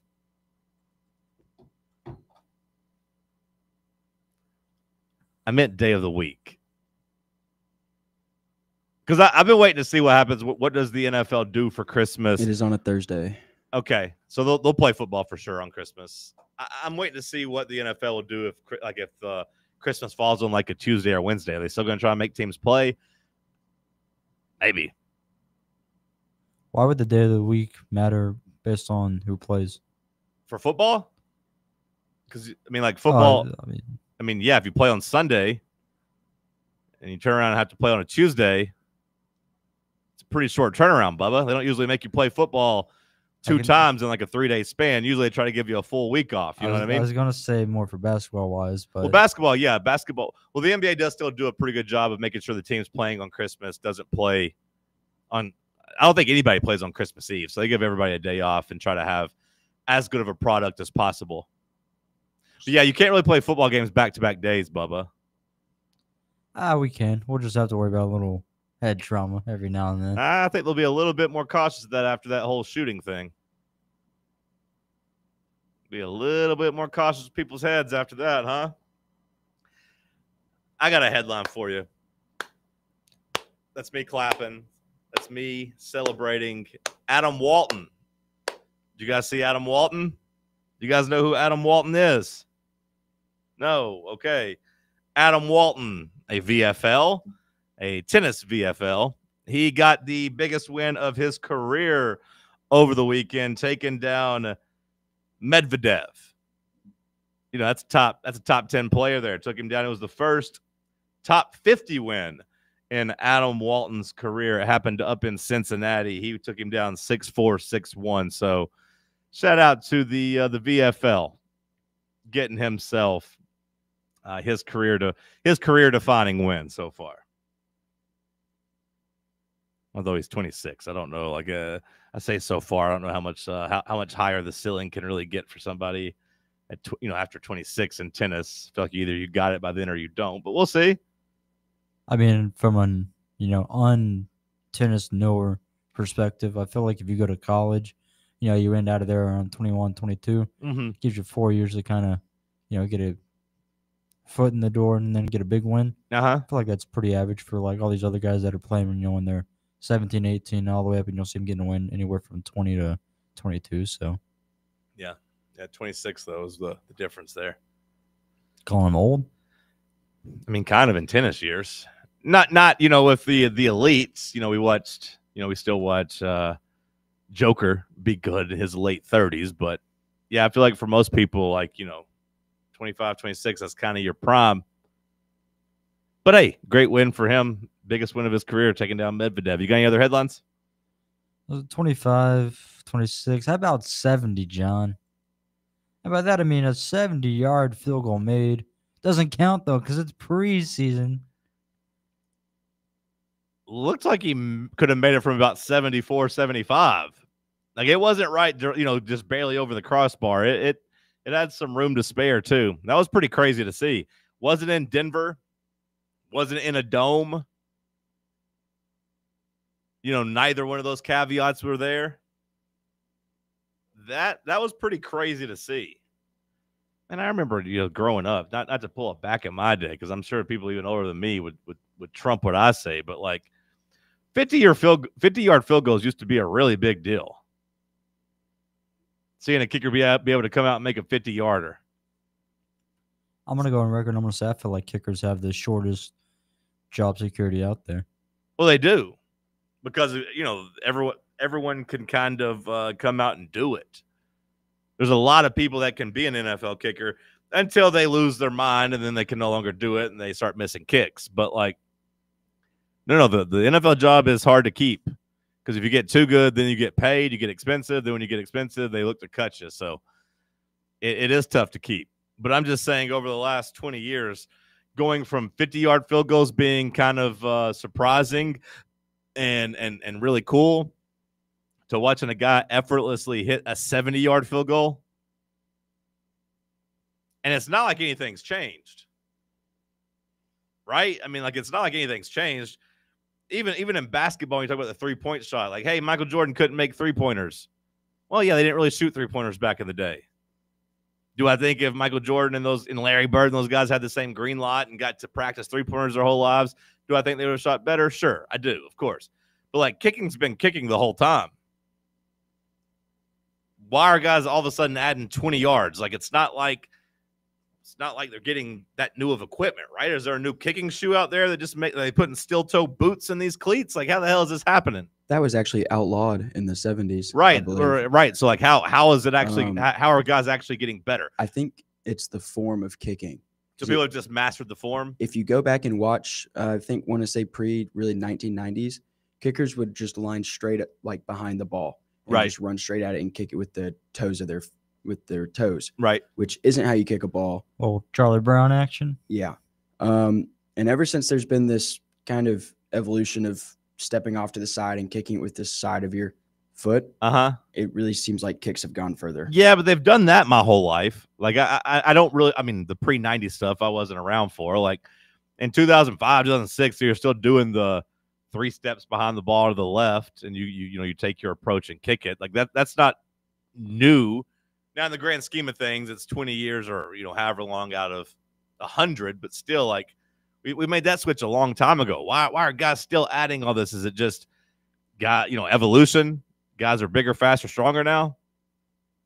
You know how long the longest field goal in college football history is? I know it's NFL versus college, but it's 69 yards, I believe. Yeah, by a dude named Johansson. From a very small school. I saw that this morning. Christian. Yeah, Abilene Christian. Yeah, I saw that this playing morning. Against East Texas State. So the fact that happened in 76 in Texas, kind of crazy.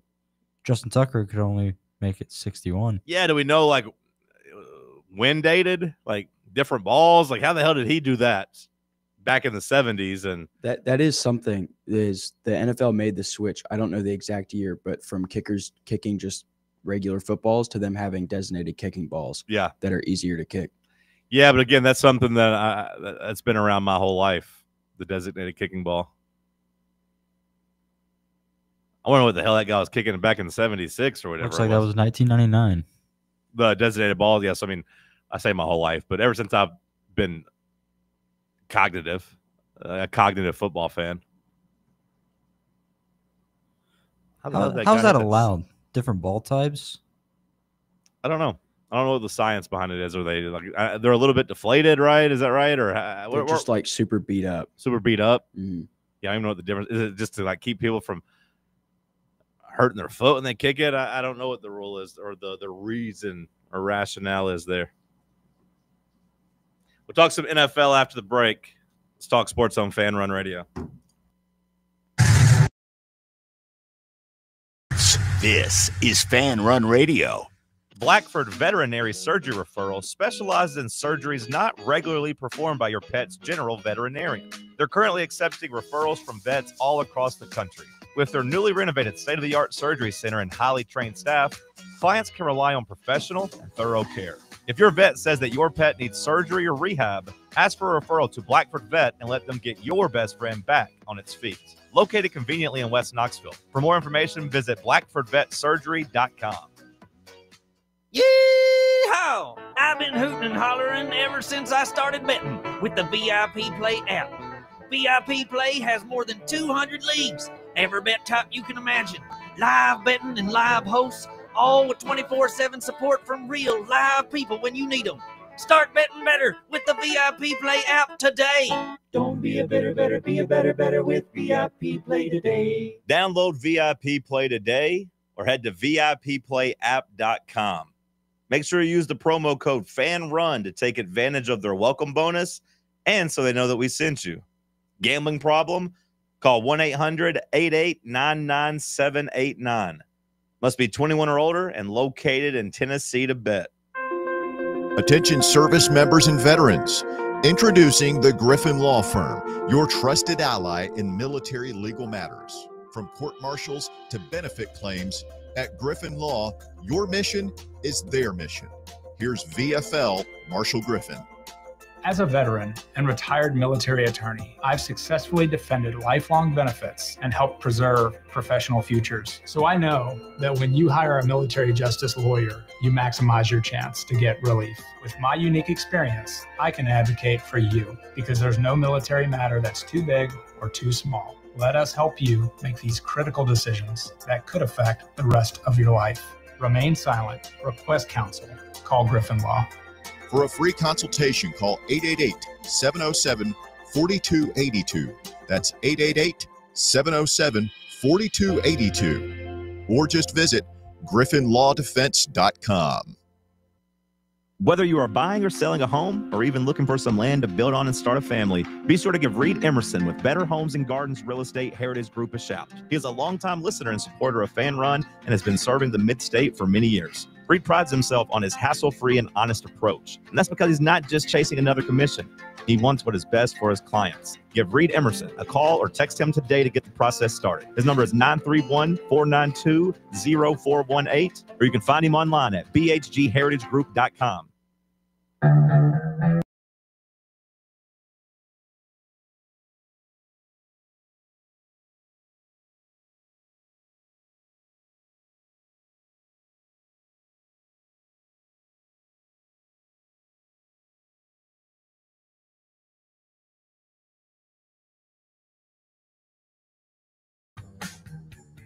Did you watch much NFL preseason this weekend, Bubba? Did you take any of that in at all? I'm going to be honest here, John. I didn't really. All right. Jackson, did you watch any at all? I watched bits of the Chiefs, the Titans, and the Broncos game. Okay. Give me your takeaways on the Denver Broncos. I didn't watch. My roommate's a big Broncos fan. I didn't watch a whole lot. It was more background noise, but their defense looked really good after the first drive. Like San Fran's first drive, their defense looked pretty. I mean, San Francisco did whatever they wanted, but then after that, they really shut it down. All right, give me your Chiefs takes. Really excited to see what the starters look like playing all together. This has been a theme of Kansas City preseason games for a couple of years now. It is not enjoyable to watch after they take Mahomes out. And Mahomes only got one pass. It was a touchdown. It was cool. Then the game got turned off. All right, give me your Tennessee Titans takeaways. Big Cam Ward's debut. Yeah, I would have liked to see him get to throw a little more. I think he only had 11 passes or so. Yep. 11 beautiful passes. Yeah, I didn't think he looked terrible by any means. I know the one. No, of course, he didn't look terrible. He's Cam Ward. The one play that stood out to me was his deep connection to, was it Calvin Ridley on third down early in the game? Yep. Yeah, I thought that was nice. He did have one bad throw where he got duped by the coverage. Yeah. You had a guy peel back and get back into it looked like they were playing a zone, and he kind of dropped back and undercut it and dropped the interception. But I will say that was a bad read. That was a bad throw, but I'm fine with him getting duped like that early in the in the preseason. He's going to have to learn. And that's the thing about rookie quarterbacks is that you're going to have to learn the hard ways on a lot of these things. That one wasn't great, but he showed me enough. I believe he only got eight passes is what he's getting credit for. 5 of 8 is what he's getting credit for in the box score. But I know the Tennessee quarterbacks did not have a great weekend of preseason football. Hendon Hooker struggled a lot. Josh Dobbs also struggled. And then Joe Milton. People of Dallas are learning that Joe can throw it really hard, really fast, and really somewhere on the field. they really did go 0 for 3. Like Dobbs had the one play on 4th down where he kind of did his thing where he scrambled around and ran around and bought time and then scrambled up the middle. But yeah, like you're right. None of those guys had a good moment or had a good outing. You could say that Dobbs had a good moment, but yeah, they kind of went 0 for 3. Hooker seems kind of cooked to me, like to the point where I don't even know if he gets to be the backup quarterback, it feels like. But now, I don't know if Tampa Bay played their starters along the D line or not. I think they only played 2 starters. But one thing defense that stood out to me was the time Cam Ward had in the pocket. There we go. I like to see that. Talk to me, Jackson. Talk about that Titans fixing their offensive line. Both my football teams' offensive line I feel like they're fixed. The Vols offensive line got some pretty good reviews from their scrimmage. I feel like, moving forward, that offensive line is going to be pretty good this year, better than last year. And the Titans offensive line, like that should be kind of night and day, hopefully. How do we feel about the Jets? Stop trying to move us off of the Titans and Cam Ward, Bubba. I'm trying to have a Cam Ward conversation with Jackson. Stop it. Just because you don't have a quarterback doesn't mean you have to try to throw water on my fire. Look, man. Yeah, Cam Ward, Schmam Ward. 3.04 seconds to throw, Jackson. That was the 4th highest of any quarterback. So, yeah, the Titans offensive line did a good job giving him time. And the Titans and Callahan showed that they were going to throw the ball down the field. 63% of his attempts were more than 10-plus yards down the field. When you just look at air yards, that's the number 1 highest. Love to see that. 11.7 air yards per attempt was the 7th highest. And 80% of his completions gained at least 10 yards. So, like, they are going to kind of carry that over from his time at Miami, I think, because that's what he liked to do at Miami. Like, hey, I'm going to throw the ball down the field. It seems as if Tennessee is going to try to bring that, which makes sense, to the NFL. I really hope, and it does seem like Jaden Daniels' success is going to try to change some things for some quarterbacks. And Brian Callahan, the Titans head coach, he took his success with Joe Burrow in Cincinnati. He's trying to extrapolate that here. But a couple of the things that you've seen is, the Titans have invested in the same virtual reality training that Jaden Daniels gave a lot of credit for having him ready to go last year. You guys read at all about that? The VR training, puts on the helmets and is basically having everything simulated.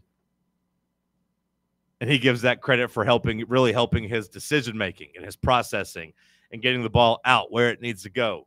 Maybe the Colts should invest in that, Bubba, for Anthony Richardson, because 3 years into it, he still doesn't know where the hell the ball is supposed to go.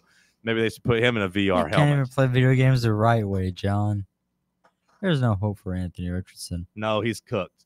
And then, Callahan talked about Burrow. Hey, one of the simplest things that guys don't do, that coaches don't do, that franchises don't do, that I think we need to do here in Tennessee is I'm going to ask, kind of like how Washington did. Cliff Kingsbury used to be a punchline, now getting credit for being an innovator. You know what he did when it came to Jaden Daniels last year? It's simple, but he said, hey, what were you really good at LSU? What kind of throws do you like making? What are some of your favorite plays from LSU? Okay, let's actually put that in our playbook here then. Let's make year 1 at least a pretty carbon copy of your last year at your college. Hey, you won the Heisman, Jaden Daniels. You were pretty good. How about we just do some stuff you're comfortable with? And then we'll open it up. We'll change things as you get a little bit older.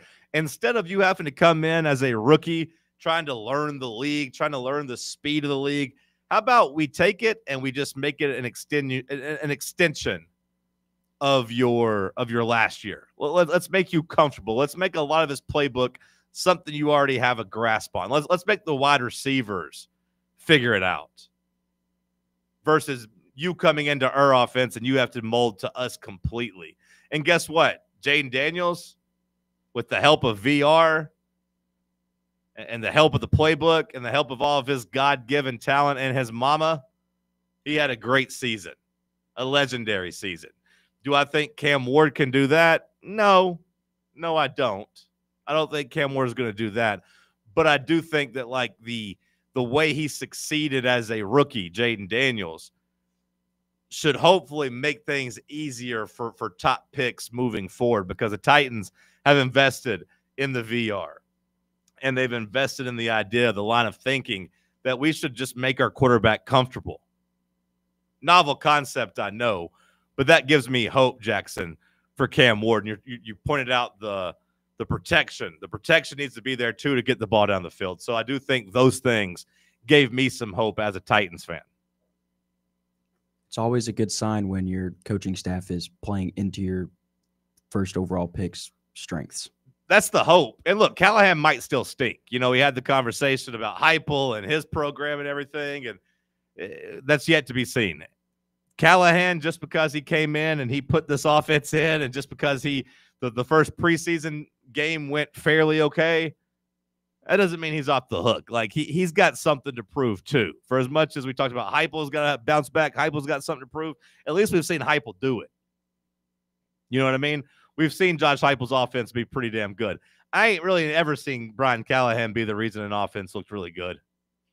Yeah, that is true, because, I mean, you can't really point to him in Cincinnati. No, and I also don't think that he was necessarily responsible for turning Joe Burrow into a stud either. So, like, and he was there. He was around it. You hope that through osmosis he learned some things, and that you hoped he did actually help Burrow do some things. But, like, of course, Callahan's time in Tennessee was handcuffed and shackled and held down by Will Levis. And hopefully that was a Will Levis problem and not a Brian Callahan problem. I do choose to give the lion's share of the blame to Will Levis, which I think the front office did too by bringing Callahan back. But, yeah, typically I'd like to see the breakdown of coaches who get to coach a number one overall pick. Coaches that get to coach them after a bad season. Because, like, to get the number one pick, you have to be really bad. You know what I mean? You have to be awful in most cases, unless you're just trading the farm up to get a guy. You got to be really bad. How many of those coaches are in their first year get hired to come coach the quarterback versus like a lame duck guy that gets to hang around? We'll give you one more chance to handle this prized asset. I know old boy in Chicago last year got to do it with Caleb Williams, and it was a disaster. And now Caleb Williams seems to be behind the curve a little bit. And, like, the reports that came out of there were pretty bad in terms of him not really having anybody showing him how to watch film at the NFL level, not really having anybody be there to help him break it down. That was a failure in Chicago last year, and it might cost him Caleb Williams. I hope that's not the how does that even happen? Like, how are you, as an NFL coach, how do you not know to watch film with your, like, I feel like position meetings happen every day. That blows my mind. I don't know, bro. I don't know. But, like, you know, the most important thing for Tennessee, of course, is Cam Ward. And I got to say, you know, I got a lot of hope for him. The first preseason game made me feel like a couple things are, I don't want to say certain, but I feel good about a couple things. The offensive line is going to be really improved. All the investments they've made through the draft in free agency, I think it's going to be much improved. Not saying it's going to be a top unit in the league, but to go from like 32nd, 31st, if you can just give me like the 15th best offensive line, that'll feel like I'm watching the damn 90s Cowboys out there. If you can just give me the 15th best offensive line. And also, like, I think Calvin Ridley is going to be really good this year.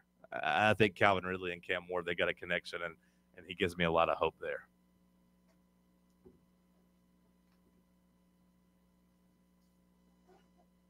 I don't know how to feel. I've never really had a franchise quarterback, at least not since Steve McNair. I don't know how to feel here. It's a lot of hope. It's a lot of fear. It has you, like, watching preseason throws multiple times. But you talked about Jaden Daniels. He got slotted as a tier 2 quarterback in the Athletics big ranking. They do it every year. They break quarterbacks down in tiers. Jaden Daniels all the way up to tier number 2, which is kind of crazy. We'll dive into their tiers after the break. We'll talk some NFL quarterbacks. Stick with us. Let's talk sports on FanRun Radio.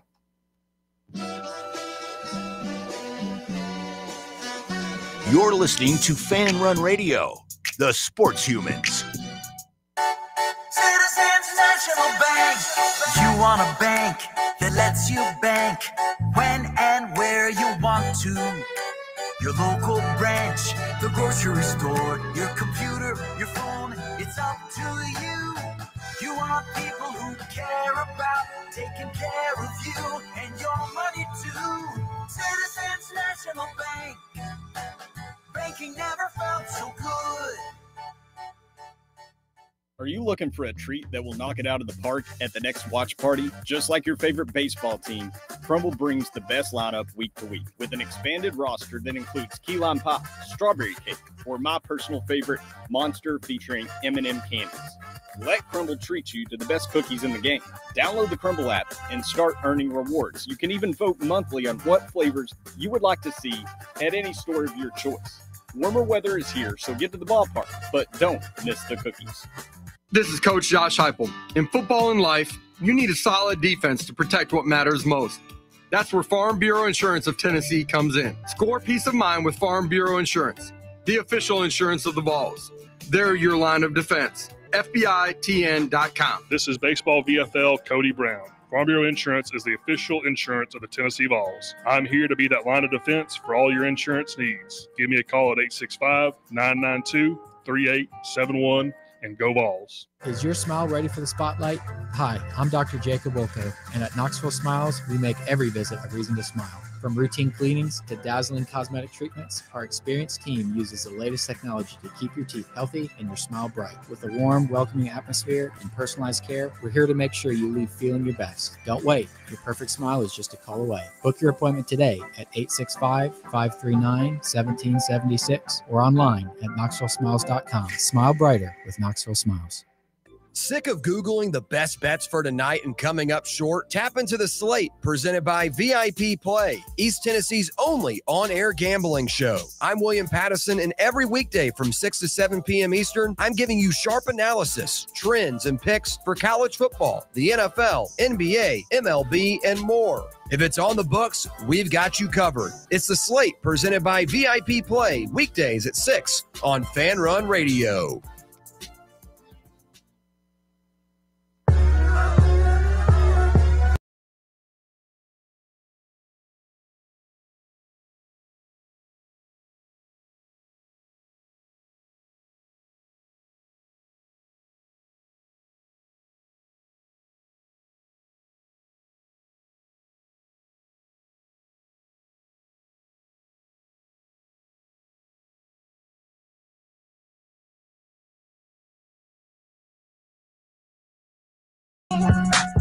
This segment's brought to you by SM Athletics. If you have any uniforms, screen prints, embroidery needs for your team, your club, your organization, your business, you need some corporate apparel, give us a shout at SM Athletics, 966-3434. You can also visit online at smathletics.com. You can shoot me a message. We'll get you taken care of. Talking quarterback tiers. Jaden Daniels, the highest a young quarterback has really made it onto this list to already be kind of up in tier 2 for a second-year player.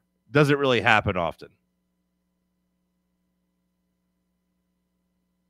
Boys, how many quarterbacks would you have in your tier 1? If you're looking at just the elite of the elite, how many would you have? 4. 4?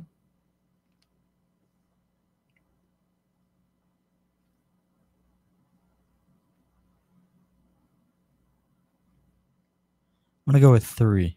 3? All right, so let me guess Jackson's. Jackson's will just be Lamar, Mahomes, Allen, and Burrow. That's your 4. Okay. Bubba's 3. Allen. Damn, I forgot about a lot of quarterbacks.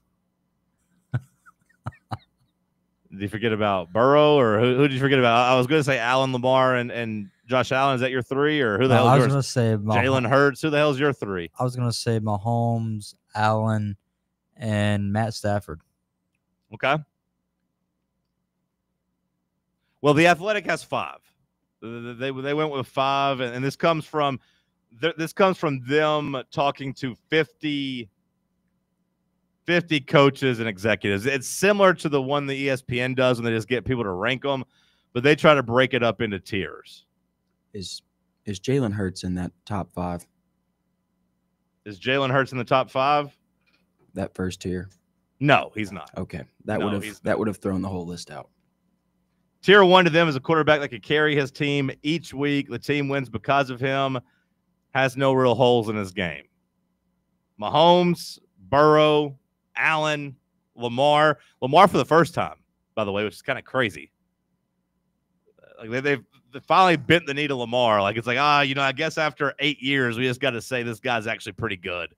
Got to admit, Lamar, he's still pretty good. We thought it might have been a flash in the pan, and that the league would figure him out. 7 years maybe instead of 8, but either way, same concept. Oh, maybe it's 8. Hell, who knows? 2018, 18, 19. Anyways, Lamar makes it in tier 1, and the 5th one is Matthew Stafford, who jumps from tier 2 to tier 1. So there you go, Bubba.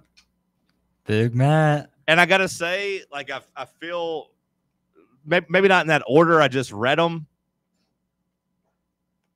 but I think those are my top 5 quarterbacks as well. Like, to me, I probably, like, they have Mahomes and Burrow tied at 1. I think Burrow's too high up on that list. You don't think he's belong of being in tier 1, or they shouldn't be considered like number 2? I don't think he should be. I don't think he should be the tier. Number 2. Yeah, I'd say Mahomes, Lamar, and Josh Allen are all kind of interchangeable. Yeah, that's kind of how I feel too. Burrow but and like Stafford, you've heard my Burrow rants over the weeks, the months, the years. Like I'm not going to rehash it. I think he's probably the 5th best quarterback. No, you didn't say Dak Prescott. No, I didn't say Dak Prescott. Now, then they went to tier 2. This is described as a quarterback that could carry his team sometimes, but not as consistently. He can handle pure passing situations and doses and possesses other dimensions that are special enough to elevate him above tier 3. He has a hole or two in his game.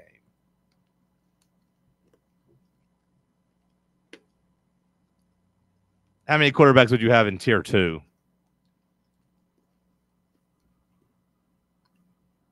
Probably a lot more. Okay. I think 6. 6? Wait, how many total tiers are there? It seems as if there are, I believe, 5. Okay, then yeah, 6.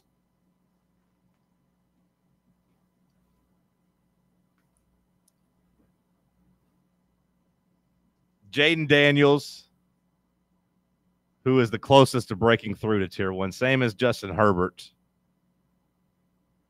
They kind of voted like, hey, it's basically let's put this guy here, and you just let them vote on it. And then they take the average. So, like, Jaden Daniels barely missed out.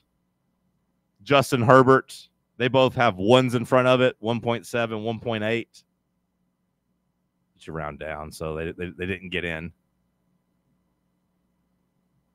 Jared Goff, C.J. Stroud, Jalen Hurts, Baker Mayfield, Dak Prescott, Jordan Love, Brock Purdy. Now, Baker Mayfield, Dak, Jordan Love, and Purdy, they all have a 2.3 or higher. So, they did get quite a bit of, threes when it came to votes. But so you're going to hate me for this. Sorry, did you already say Aaron Rodgers? No, I've not said Aaron Rodgers. Whoa. This is for just this season, not all time. Yeah, this isn't all time. Yeah, this season Aaron Rodgers. All right. I think it's ridiculous the disrespect Baker Mayfield continues to get. Well, this is the highest he's ever ranked. That's so. What I mean. I will say this is him actually getting some respect, or more respect. Maybe not enough, but he's getting more respect. Baker's gone to what, 4 different systems now, and had some kind of success in all 4 of them. With Carolina probably being the least amount of success. But yeah, I mean, I would say the Rams would be a pretty low amount of success too, just because he didn't play enough. I mean, he only played a couple games. I don't know. There's something about getting there that week. No, yeah, sure. Primetime game. That might be his career highlight, honestly. I mean, leading the 99 yards basically after being Something there. Like that, yeah. Yeah, for a couple of days. That might be his one career highlight. I'm just saying, he didn't have a lot of long-term success or team success there. He had a cool moment. It saved his career, so I give him credit for that. It saved his career. But even to defend or to keep fending off Kyle Trask, who I've heard talk about him being the next up in Tampa since Brady was there. Yeah, but I think they're actually ready to pull the plug. I think he's ready to pull the plug on Kyle Trask because they're bringing in Teddy Bridgewater. There was a very awkward press conference where they were asking Kyle Trask about that, and he basically said, yeah, Tampa's been lying to me. They haven't given me a straight answer. So I do think his time is winding down. His time is up, as Teddy Bridgewater, I guess, got in all that trouble coaching and was like, you know what, I'm just going to go back and be a backup quarterback. It was better money, less of a headache.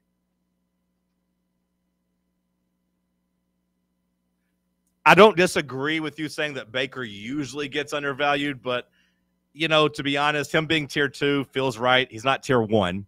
Yeah, you didn't have him in your tier 1 either. I mean, just in the quarterbacks that rank ahead of him, can you really say he's better than Jaden Daniels? I need more of a sample size I need more than just 1 year for Jaden Daniels. Now, if that's your take, that you need more sample size, I believe you. But if you had to pick right now who's better, I'd probably take Jaden Daniels. Right. If you're saying you need more sample size for Jaden Daniels, then I feel like you got to go with Baker, though. I think he just means more sample size to confidently say it, but I think that's a fair cop out, and I'm not trying to be hateful and call you out for the cop out because I think a lot of people would say that. But if you were picking this year a quarterback you'd want to have, you'd pick Jaden Daniels. You'd roll the dice on Jaden Daniels, but body of work does matter to an extent. So I get both sides of it. Bubba, you're saying you'd take Baker Mayfield over Jaden Daniels? Yes. I won't call that dumb. Would you have taken Baker Mayfield over him last year? Do you think Baker Mayfield is better than him in 2024? Well, at the start of the season, I would have taken him. No, I'm talking about just who played better in 2024. I mean, Jaden Daniels played better at the end of the 2024 season. No, I'm talking about the whole year, not just the end of the season. Who would you take for the whole year? Probably Jaden Daniels. Okay. Well, I think that's the thing is you agree that Daniels was better last year, but you're saying he needs a larger sample size. So you're still going to rank Baker ahead of him. Yes. I wish. Whereas Jackson's saying kind of the same thing. He'd take Jaden Daniels, but he's saying sample Baker size. Could still, still gets his team to the playoff contention. Sure. Didn't go to the NFC Championship like Jaden Daniels did, but he got into the playoffs. I wish publications like this, whenever they do their tier list or whatever, would just have their own tier for the second-year guys who need to prove that they have sustained success. Well, typically they do. But I do think C.J. Stroud 2 years ago was so good that he demanded to kind of get some respect. I think C.J. Stroud, his rookie year, was awesome. And, some people already had him as a top 5 quarterback, going into year 2, which I said was premature. But, if you had him in the top 10, I wouldn't have really pushed back on that. And I kind of feel the same way about Jaden Daniels. If you would put him in tier 1 with guys with sustained excellence like Burrow and Stafford and Mahomes and Lamar and Allen, I would have said that's too far. but I got no issue with you putting him in the the top of tier 2. We'll see how he does the next year because Stroud took a couple steps back, but Daniels, seems to be made of something different. Like this time last year, we would have been talking about CJ Stroud and his offseason and how he was podcasting and traveling and dating famous girls he shouldn't be running around with. So far, we ain't really seen that with Jane Daniels. In fact, it's actually the opposite. I'm like, hey, Jane Daniels, can you please get away from your mama? Like, it's starting to get a little unhealthy, bro. Can you just at least go and find you a girlfriend? Like, I saw you sit next to Juju Watkins, but what's the update there? Like, you guys still talking? Did your mom ruin that for you by coming to sit in the middle? Like, it's almost the opposite. Baker Mayfield or Justin Herbert? Try to remove your Chiefs bias from it. Give me Baker Mayfield. Justin Herbert, every year he doesn't have enough wet. Well, they're crowned the offseason AFC West champions every offseason. Hold on. No, the Chiefs are always heavy favorites in the AFC West. Relax. No one's crowning the Chargers. I always find that at least there might be a couple people saying to watch out for them or picking them, but the Chiefs are always heavy favorites. It was a lot more frequent in the earlier years of the Mahomes era. Sure. Now that's fair, but I don't think that was so much because of Herbert as much as it was. But I mean, how many more years are we gonna have to talk about the weapons Herbert needs around him? Hey, look, you're preaching to the choir when it comes to Herbert. I'm not pushing back on you saying Baker over Herbert because actually I think I agree. I'm just saying we're not going to act like the Chargers are always picked to win the division. The Chiefs. Yeah, that was a little. You're not going to do this Chiefs persecution complex. Like the Chiefs get plenty of respect. Now, if you want to talk about when November and December rolls around and people are picking different teams and we just know the Chiefs are going to have home field advantage and win the AFC, that's a different story. I'll let you complain about that. I'm not letting you act like that they don't get the damn rub when it comes to winning the division. Bubba, you taking Baker or Herbert? I still feel like I got to ride Baker on this. I think I agree. I would rather have Baker. Now, we'll see. Herbert's year 2 under Harbaugh. Although I was looking at some quick stats as you were saying that, it looks like through the time spent here of the first 4 seasons, Herbert's got 21,000 yards, whereas Baker only had 16 Herbert has the craziest stats for a first 5-year quarterback you'll ever see. 137 touchdowns compared to 102. He's going to break every record for the first 5 years. 45 interceptions compared to 64 from Baker. But they don't win games. With all that being said, and then a lot average of it feels, 96.7 passer rating. I'd still like to see what that is in the fourth quarter when they're in a close game because it feels like there a lot of that, especially early in his career, was like, hey, we're down 2 scores. Let's go in here and get some garbage time. He throws a lot of crucial interceptions, loses a lot of games. I mean, hell, he's a loser. Blew a 27-point lead in the playoffs. He's a loser. A team game. It is, but the quarterback's going to get the credit for being a winner or a loser. It might not be fair, but until further notice, Justin Herbert's a loser.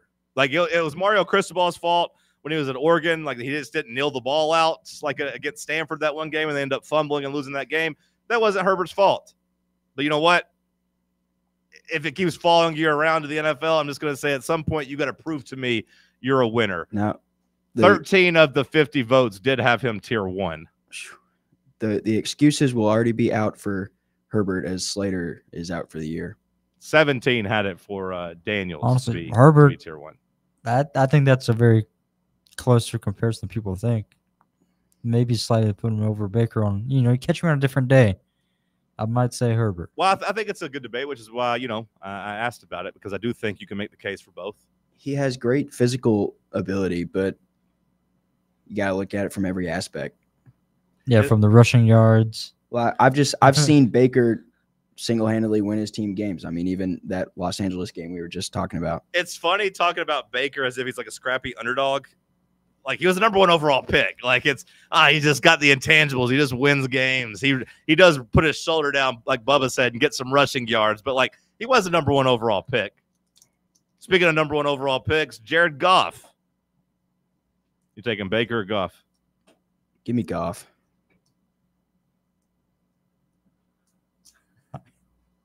I love me some Jared Goff. Bubba? I mean, Jared Goff's more handsome. The Lions have most recently been in a very, but I think that's the organization as a whole. I'm still going to take Baker Mayfield over Jared Goff. CJ Stroud? Yeah, screw CJ Stroud. Get him out of here. Jackson? Give me Baker. Jalen Hurts? Jalen Hurts only got 3 votes for tier 1, which 3 too many.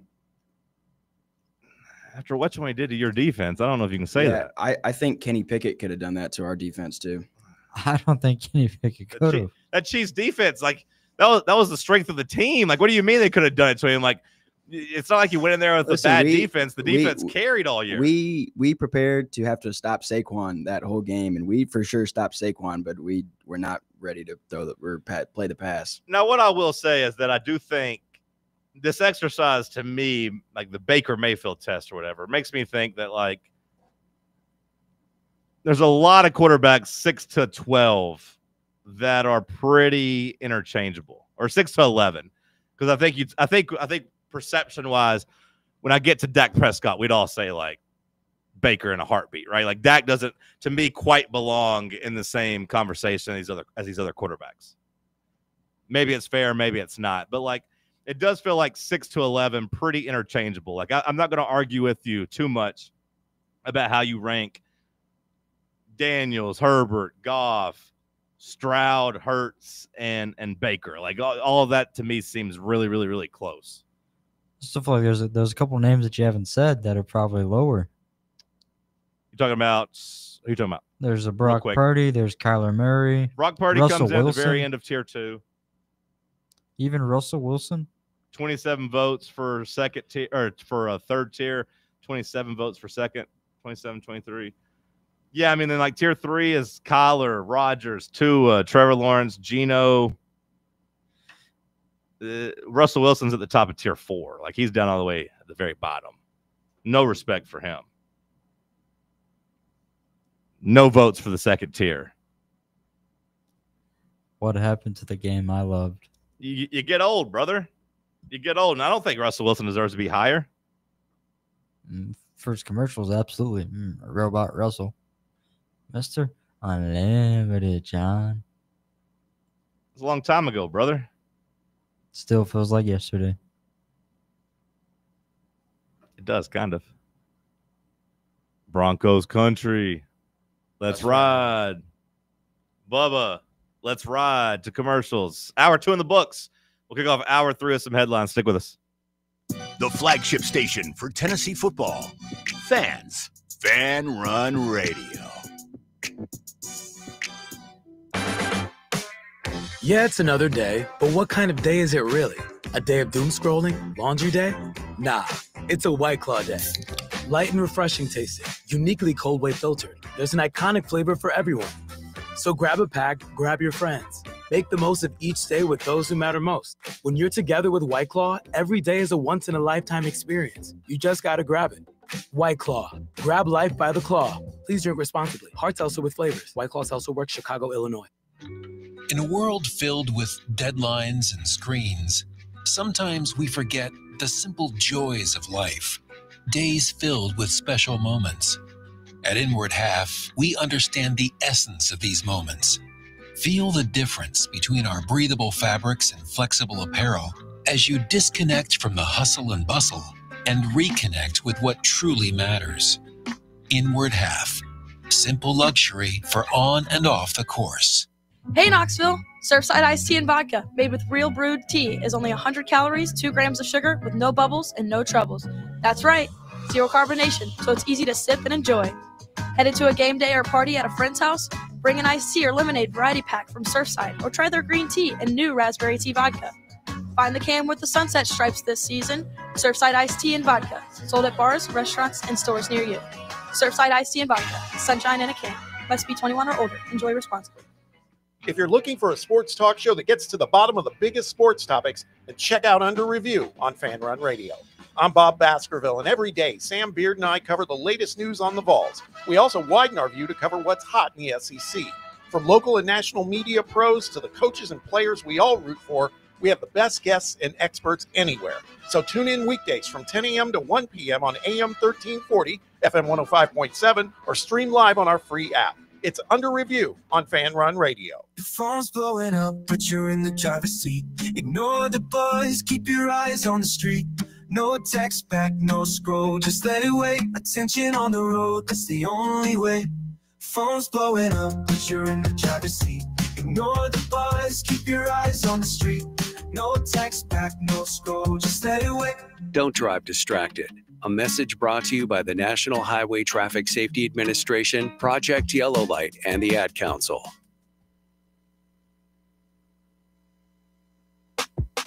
eBay Motors is here for the ride. Go ahead, feel your engine.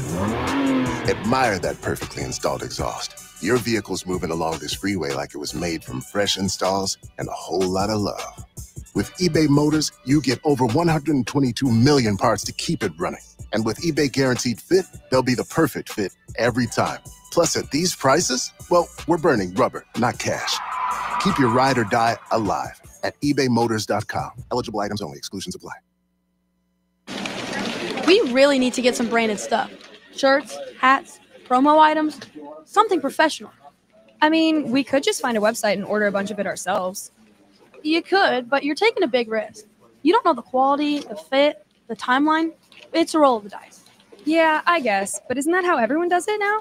Not the ones who actually care about how their brand looks. Look, if we're putting our name on it, it needs to be done right. We need SM Athletics. SM Athletics? Yeah, they specialize in working with businesses like ours. Apparel, hats, promo gear, but real, customized stuff. They actually care if it turns out right. Probably a lot better than getting stuck with 100 t-shirts with crooked logos. Exactly. Plus, they'll walk you through everything. Sizing, colors, material, so it matches the image we're trying to build. Makes sense. What's the name again? SM Athletics. Trust me, if you want to look like a real company, not a flea market stand, this is the move. If you're serious about your brand, work with people who are serious about getting it right.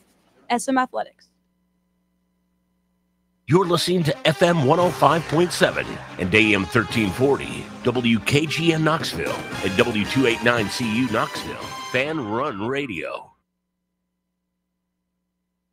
Round 3. The world's greatest radio show.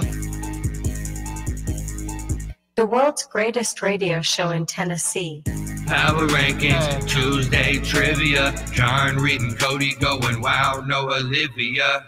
Wood grain on my leather seats. I got the whole team eating like I'm Johnny Eats. Morning booming from 7 to 10. Ay. Talk sports while I'm chewing a Zen. Ay. Talk sports while I'm riding to work. All the ops take a ride in a hearse. East Knoxville. Morning booming from 7 to 10. Ay. Morning booming from 7 to 10. Ay. Morning booming from 7 to 10. All the ops take a ride in a hearse. East Knoxville. Hour number 3 kicking off here in the White Claw Hard Seltzer Studios. Bubba, I got some headlines for you. At least I got one to jumpstart them. Do you mind if I go first? Please. Your boy, Dana White. Did you see the announcement? Have you seen this yet? I have not. Oh, this is a big one. UFC, the landscape is officially changing. This is huge. Huh? Dana White is stepping down. Really? No, just kidding. Oh. Gotcha. Dana White's more powerful than ever as UFC announces a new deal with Paramount. 7-year deal with CBS and Paramount Plus. $7.7 billion. No more pay-per-views. All numbered events will now be free on CBS.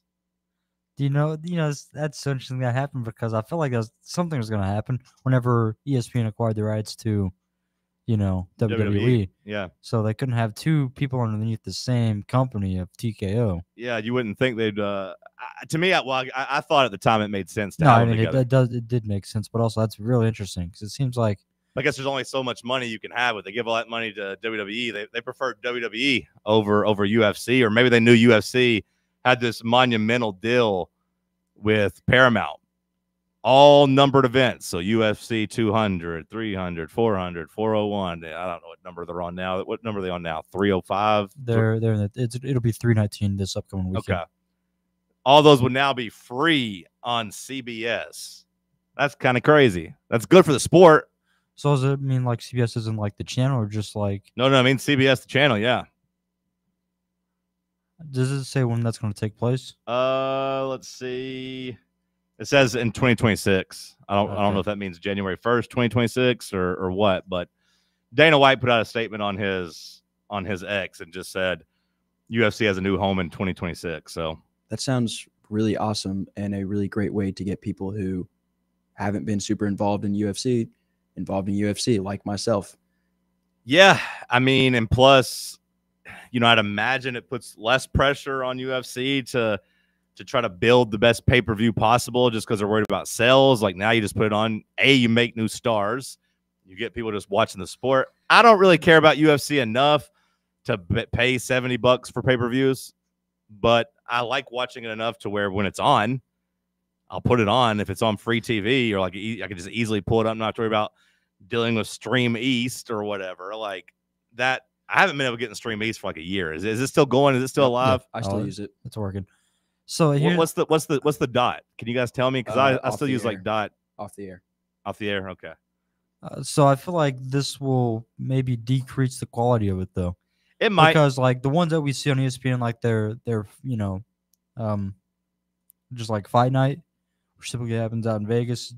It's not really the biggest headliner names, Sure. Occasionally they'll do like a special, but it's just more like up and coming guys, and they'll try to do that. Whereas pay-per-views, you got a lot more significant fights. But I feel like if that's going to happen on a week to week, they kind of have to spread these guys out, on card to card, which means we might get some up and coming fights and then a couple bangers, if you will. But it won't all be on one card, which in a way, I guess it's cool, but also it maybe takes away the luster of it to where the quality might fizzle out and every card might just feel the same instead of like a super card. That's very possible, but it also might just I don't know what's the trade-off. Getting more eyeballs to it and like 7.7 billion. Like I hope that means the purses for the fighters will go up a bit. Like I hope the new CBS deal and like getting those guys on there helps them at least. It'll help them at least get more advertising dollars, right? Like being Dana's like, hey, pockets just got heavier. Yeah, I know that Dana's pretty stingy. Those but poor Brazilians trying to fight 2 times a year to take that money back to their country. They're going to fight maybe still 2 times. Yeah. Thank you for the headline, John.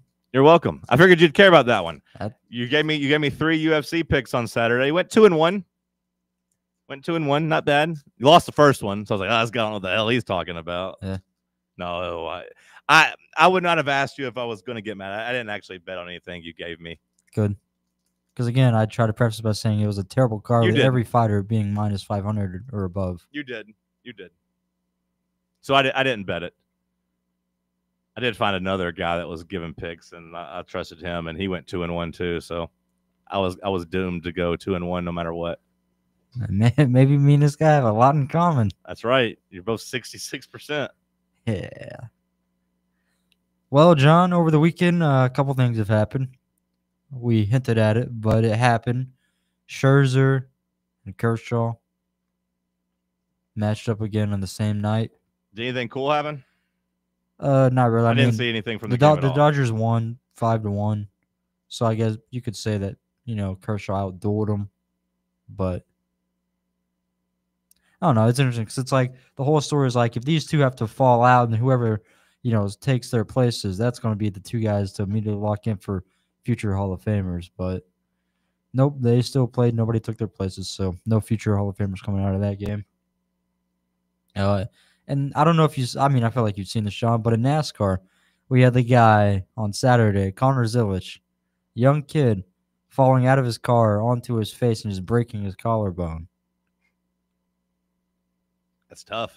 Yeah, you win the race, you're celebrating. Next thing you know, your leg kind of gets caught and you slip, and then boom, now you're out of a job for a couple months. By a couple months, we probably mean like 2.5 weeks. Next headline, please. We had Pete Alonso tying Darryl Strawberry with 252 career home runs. The New York Mets. They stink. Losers of 7 in a row. Good news. I got to be honest. I don't know if I'm hopping on the bandwagon or like I'm getting locked in. I have been watching more Reds baseball. We're kind of in a playoff chase here. I guess we are officially in a playoff chase thanks to the Mets. We're only a game and a half back of the final wild card spot. So I've been watching just enough to see me get mad as hell, pissed off that we lost the first two against the Pirates. I'm like, what are we doing? The Pirates are actively trying to lose. They traded all their players except Paul Skeens. Then Paul Skeens whipped our ass in game one. And then I watched game two, and that one was frustrating. We blew that one. And then we won the last two. So, at least got split. But thanks to the Mets, that gained some ground. Only a game and a half back. I've been paying attention. Thanks, Mets, for getting me back into baseball. Speaking of the Mets, their rival, New York, Mariano Rivera tore his Achilles in the Old Timers Day alumni game. And I got a question. Sometimes I don't know why these things happen. It's like, what if the NFL did an Old Timer alumni game? You know how bad that would go, John? Bad. Yeah. It would go real bad. Ichiro finally got some more love and respect, getting the statue. We had CeeDee Lamb just being dumb on the sidelines, where he was in the white, so he's too far on the field, getting absolutely. He got absolutely drilled by the referee. Like, it was almost like he got hit. Like the way his head flew back, it was like he was getting tackled. Like he could have gotten hurt. His awareness, man. Not great. But, I got to say, there's a part of me that found it to be a little endearing, though, like him being locked into a preseason game that way, trying to support his teammates. Somebody who was locked in, so to speak, was LSU's JT Lindsey. He's now been suspended indefinitely after he turned himself in for apparently harboring 2 murder suspects in his dorm room. So I think LSU's chances drastically go down, John. I'm tired of talking about LSU. I got nothing else to say about them. I got nothing to say, Bubba. Quarterbacks hurt. Their running backs harboring murderers. Yeah, like I got nothing to say about them. That seems like a program on the decline. You know what I mean? We talk about Tennessee and Josh Heupel. How about that? Quarterbacks hurt, and you said the running backs harboring murderers? Yep. That's some culture problems. Running from, or having a suspended license, that ain't great. Which, by the way, are you ready to issue your apology to Ariel Antigua? Because I ain't found nothing online about what you accuse him of, Bubba. You owe an apology to him, to Tennessee baseball, and Tony Vitello. I don't know if you heard, but me and Tony are friends. He's going to be mad at me that you said that on his show. We had John Gruden pursuing a return to college football, perhaps. In a clip that went viral, he has expressed his interest again in coaching in the SEC. And I got to say, as a Tennessee fan, I kind of felt disgusted by that. Would you want to see John Gruden coach the SEC, John? He's done a good career rehabilitation. What if Billy Napier gets got and then they say, hey, Mr. Gruden, you're like Florida. You've been down here for the Bucks before. Well, it'd be either him or Nick Saban, so take your pick. Nick Saban wouldn't go to Florida. Why wouldn't he?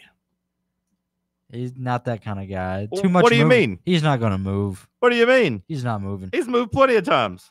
He's too old he now. Moved from Michigan State to LSU. He moved from LSU to Miami. He moved He's from too Miami old. He's to not Alabama. dealing with any boxes or companies or anything like that. It's not like he can afford to pay movers. You're right, Bubba. He doesn't want to move. It would have been awesome if John Gruden got his start in SEC coaching a few years ago when a certain team he may or may not have been a grad assistant for that he famously claims to have met his wife at was hiring. You're saying it's a lie? You're saying he didn't actually meet his wife here? That's what you're saying?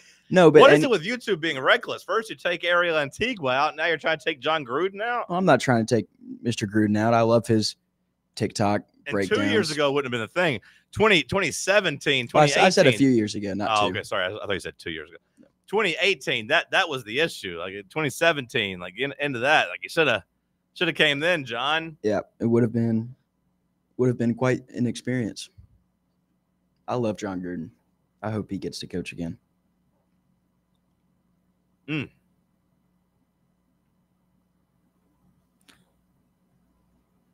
This is an unfortunate headline, John. Okay. As Bubba? two Japanese boxers, Every time you say John, I'm going to say Bubba. Shigetoshi Kotari Oh, yeah. and This is bad. Hiromasa Urakawa, This is bad news. unfortunately both passed away In from the brain ring, injuries. or after fights, they both had brain issues and both died. And they were both on the same fight card. Yeah, 2 in one night, 2 on one card like that. That's unprecedented. That's a little That's cursed. crazy. That's enough to make people take notice and to like try to stop boxing, or at least like continue pushing it out of the mainstream. Which I think that's kind of slowly happening as UFC continues its rise. Boxing slowly kind of getting phased out.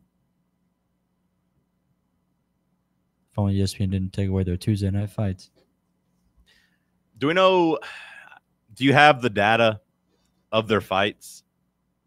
Do we know how long the fight went? I want to say one of them went 12 rounds. Okay. So repeatedly getting a hit in the head over 36 minutes. Because I imagine that every time this happens, it's because of the long repeated nature, your body kind of shutting down, your body not being used to being hit for 36 minutes straight. Maybe you're fatigued. That plays something into it. It's not like they're getting killed off of like one big like knockout shot, right? No.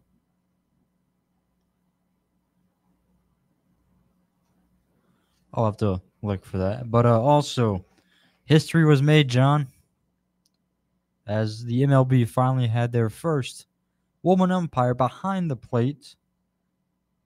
And the first pitch, she called it a strike, even though it was 6 inches off. So shout out to you, Miss Jennifer It looked Wall. like it was basically straight out of an episode of Curb Your Enthusiasm. The first pitch was so far inside, or was it outside? Either way, it was so far off the plate, and she waits a half a second. She waits a half a second. Strike!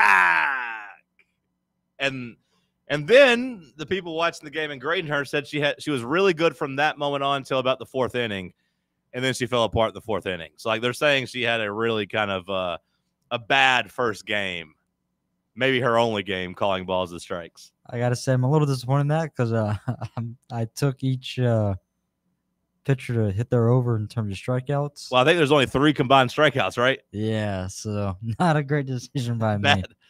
What do you think? Do you think she's going to be trigger happy? Yeah, I think she's going to, after the first pitch, I was like, oh, she's going to keep going strikes all day. Let's go. So wait, did you put the bet in before the game or after the first pitch? I put them in before the game. Okay. Well, yeah. But then seeing the first pitch kind of reinforced my idea. It's like, oh, we're so ready for this. Sure. You see that first pitch, you're like, hell yes, let's go. I'm so smart. I outsmarted the books. I knew this was going to happen. And then I was reading the story and it said she didn't call anybody out on a backwards K. You know, that's a strikeout looking for the people who don't know until the 5th inning. That didn't happen until the 5th inning. Yeah. It's all right. It's okay. If it would have hit Bubba, you would have felt like a genius. Yeah. The effort was there. Speaking of geniuses, Aja Wilson. I don't know her educational status, but she makes history. Who? Are you going to call her Asia Wilson? What'd you call her? Aja? It's Asia. There's an apostrophe in there. Yeah, A apostrophe Ja. Asia. My Spanish pronunciation. She's not Spanish. She's not Hispanic. Aja. She's not Hispanic. Aja Wilson. She's not Hispanic, I don't think. No, but if I was saying it from. Yeah, but I don't think she's Hispanic. No, maybe not her. I mean, I'm certainly not Hispanic. Well, do you just read anybody's name as if they're Hispanic? Occasionally, yeah. Well, that's not right. Her name is Asia. She's really good. She just made history last night. You were come on here and disrespect her? I'm giving her flowers. I'm giving her props for by mispronouncing her name. I'm not mispronouncing. I'm saying it in a accent. Maybe that's a bad move by me. Most likely is. It's mispronouncing her name. She deserves a little bit more respect. She just had. So you're gonna say every other person out here speaking a different language when they try to speak English is mispronouncing the name? You can make out what I'm saying. You understand who I'm talking about, and I think that's all that matters. As long Was as it an honest mistake? As long or as did the you, point, was it an honest mistake? I didn't think I made a mistake. So you did think her name was Aja? Yes. Okay, so that is disrespectful. She's the best women's player of the last 10 years. You can't be bothered to learn her name. You know what, John? To fit your narrative, I guess not. And what has am I missing something with Hispanic names having an apostrophe in them? What Hispanic names have apostrophes in them? I'm not saying that she's Hispanic, John. Well, I know, but you said, I was trying to speak Spanish. Like, what Spanish names have an apostrophe in them? Probably some. I don't know. I'm sure there might be one or two, but like, I don't take that as a Spanish thing. No, but it's like whenever you say controversy. Yeah. No, I get it. I understand. But then you said, I'm speaking Spanish. Like, that's not Spanish. I apologize to our bilingual audience out there. You need to apologize to Asia Wilson, who made history last night with the only 32-20-5 game in history. I mean, Angel Reese is gonna hit that one day. For the rebounds. For the rebounds, she'll go 20 and 30, John. No, she won't have 30 points. No, 20 points and 30 rebounds. Oh, okay. I don't think she'll have 30 rebounds either, but I could see her having a 20 rebound game for sure. Yeah, she could do that. I don't think she could have 5 assists as well. I just don't see her having 32 points. I don't see that happening. It'd have to be a lot of me bounds. That's a lot of me bounds and putbacks. I don't see that happening. Asia was dominant. That was yes, she put on a good show. I was locked into the W last night. I watched the end of that game. I watched the entire Sparks Storm game. I was locked in. I watched the whole Dream Mercury game. I watched basically 5 straight hours of WNBA basketball. You just call it the W like everyone else. Well, that's what they call it. It's no longer the WNBA. It's the We're in W. the W. I don't know if you know, but I went to a game in Vegas. My credentials are now stamped. I was there. I paid my money to go watch. I'm a fan of the league. These girls got game. All right? I support women. Not Ruby. I don't support what Ruby did here in Knoxville. I don't support that. That's no good. Yeah, John, Ruby Rhyhorn, not a great weekend for her. She was arrested for aggravated burglary and domestic abuse, saying that she reportedly had her phone taken. I don't know if it's different domestic abuse, but her technically was domestic assault. I don't know if those are different or not, but domestic assault. You already got a lawsuit with your Ariel Antigua claim. I just want to be very clear from here on out. I will try to reroute this for saying this is all a parody. According to the warrant, the police responded to a home in North Knox County at 4:15 p.m. on Friday for a domestic dispute. Records show the victim called 911 after they got into a fight outside the victim's home, and then eventually led to Whitehorn kicking in the front door and bedroom doors. Heck yeah. That's what we need on our team. Strong legs, can drive down in the paint. Come on, man. I mean, that's what I'm hearing. I'm hearing a lady who's going to be lethal in the paint. Go to break. You guys don't need to be laughing and making jokes about this. It's not a joke, John. You guys are making jokes about, this is what type of women we need on our team. Strong legs. About Kim Caldwell's second season. Kim Caldwell's not going to be happy about this. You guys are being reverse sexist here, actually. If this was a man kicking the door down of a woman and getting all this, you guys would be making jokes. Put him at kicker on our team. He could be the kicker on our team. You sure about that, John? I think you have too high of an opinion of me, if that's what you think. We also got the video of Shikari. Jackson, I got a pretty good idea of what you'd be saying if a player kicked down the door. I got a pretty good idea of what MAGA Jackson would be saying. I don't think it'd be making jokes and saying, good for them. You'd be talking about way worse stuff, buddy. Way worse stuff. Bubba, send us to break. It's Talk Sports on FanRun Radio.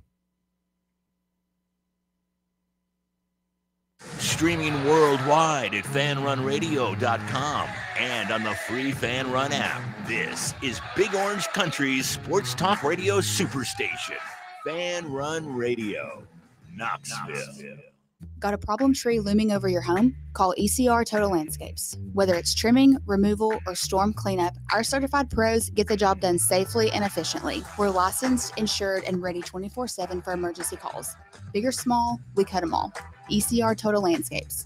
Call now for a free estimate, 865-384-2012, and mention promo code FANRUN for free stump grinding on any tree removal now through the end of the year. Also, visit us at ecrtotallandscapes.com. White Claw is taking hard seltzer to new heights with White Claw Surge. At 8% alcohol, White Claw Surge is a stronger wave of refreshment that doesn't compromise on taste.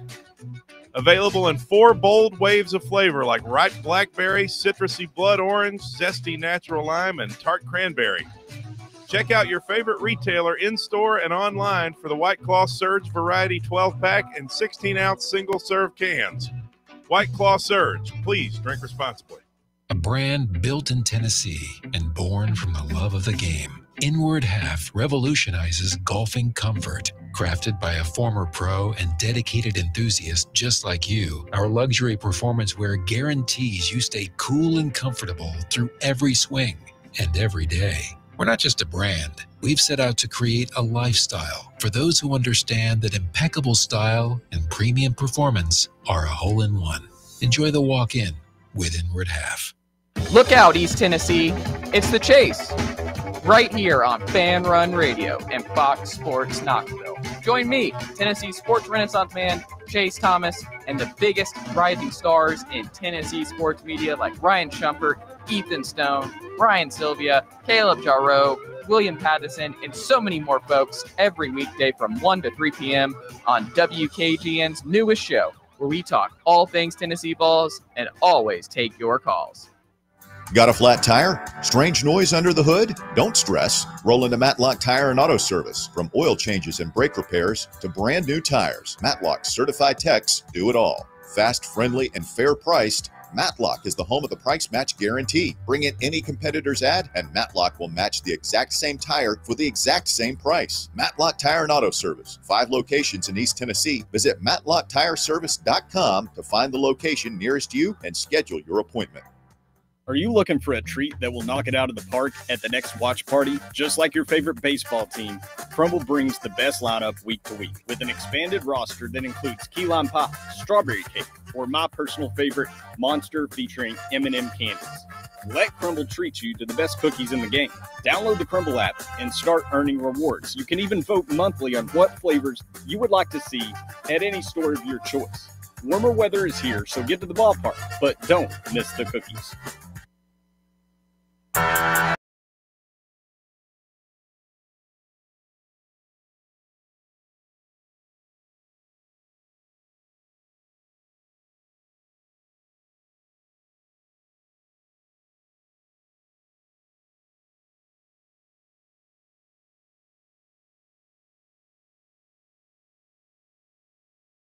Read that ESPN story over the weekend. Listen up, boys. You two need to read this one if you haven't. And really, I mean, I do think every parent of a teenager probably needs to read it too. Did you guys see what I'm talking about with the web scammers? I bookmarked it, but I never got a chance to read it. And by never got a chance, I mean I bookmarked it and I was like, I'll read that later, and then I just didn't. Yeah, it tells the story of a high school football player who basically got sextorted, as they call it, which is sending basically somebody comes on Snapchat, starts talking to these kids, poses as someone of the, usually they're trying to get a guy, so there'll be a cute girl. They got pictures and photos of this cute girl that they use to show they're real, trying to lure these guys into flirting with someone online, which eventually leads to them sending naked pictures of themselves. And once they get the naked pictures of the guys, they then drop the act and admit that they're not this girl and basically say they have all of their friends on Facebook, all their friends on Snapchat. They know everything about them. And if they don't pay them money, they're going to send these naked photos to every person they know. Well, the good news is I wouldn't have to worry about that. You don't have any friends? No, I got some. I don't use Snapchat. Yeah. And also, if they were to threaten to tell my friends and family, go ahead. Make my day. I wonder how you'd feel if you were like 16 or 17 in high school.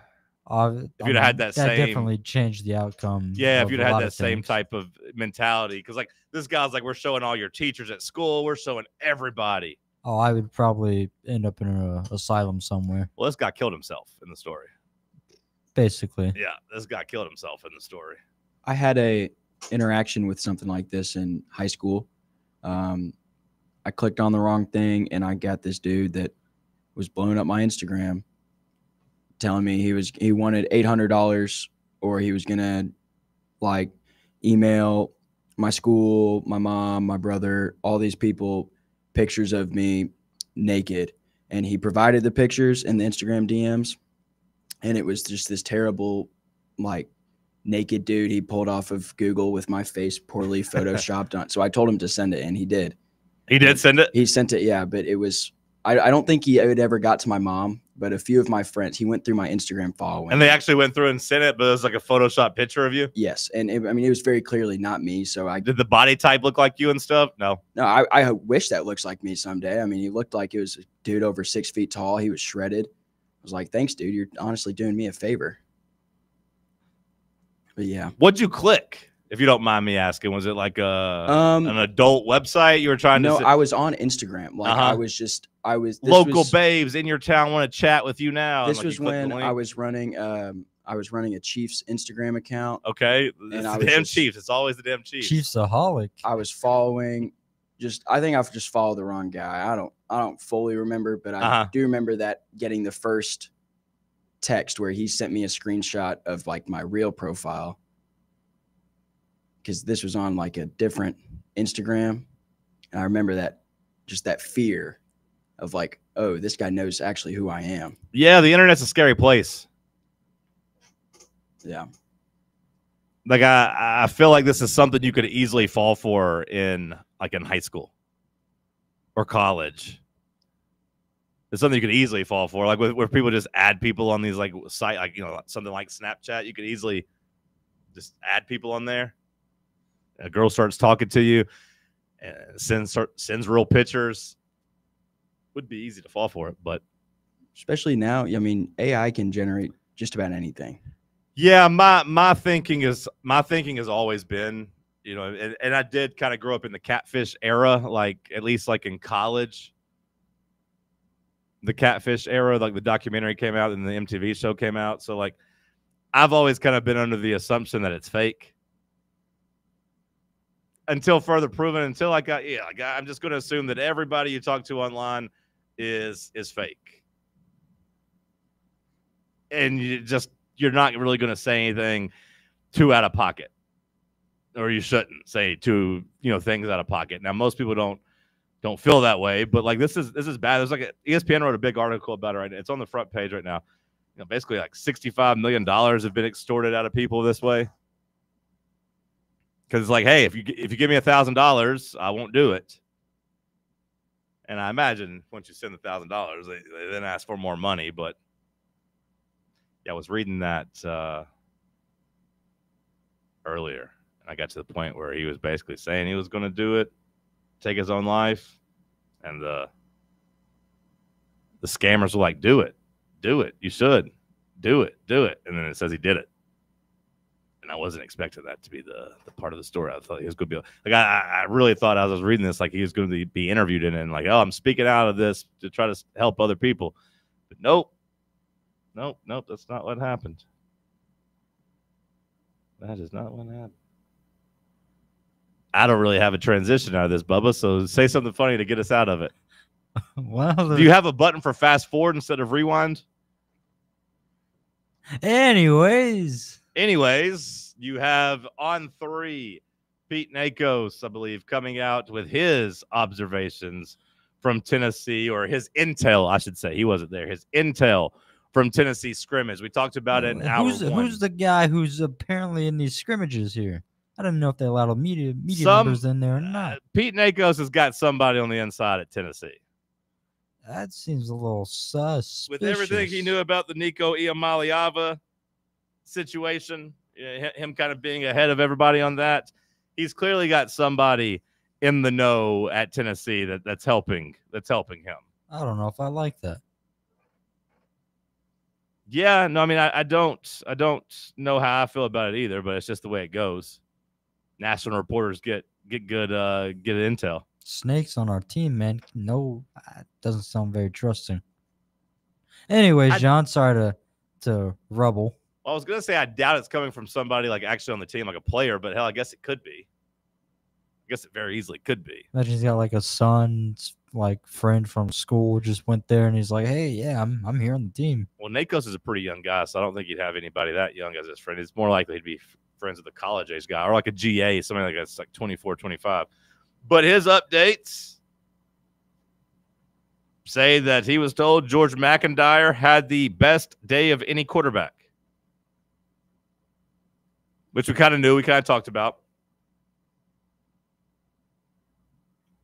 You know what? Try George McIntyre out there. Who cares if he's brutal? Now, Nakos goes back on what I was saying at the beginning of the show, that as far as I'm concerned, it's Aguilar's job now. He says it's still going to continue, that they'll rotate between the ones and twos. So when I talked about Aguilar getting more reps with the ones and starting to get that stranglehold on it, according to Nakos, that's not going to happen. Or he says they'll continue rotating with the ones and twos. Now, maybe that goes from 50-50 rotation to like 80-20 rotation. We'll see when we start getting some practice updates. But again, he raves about Star Thomas.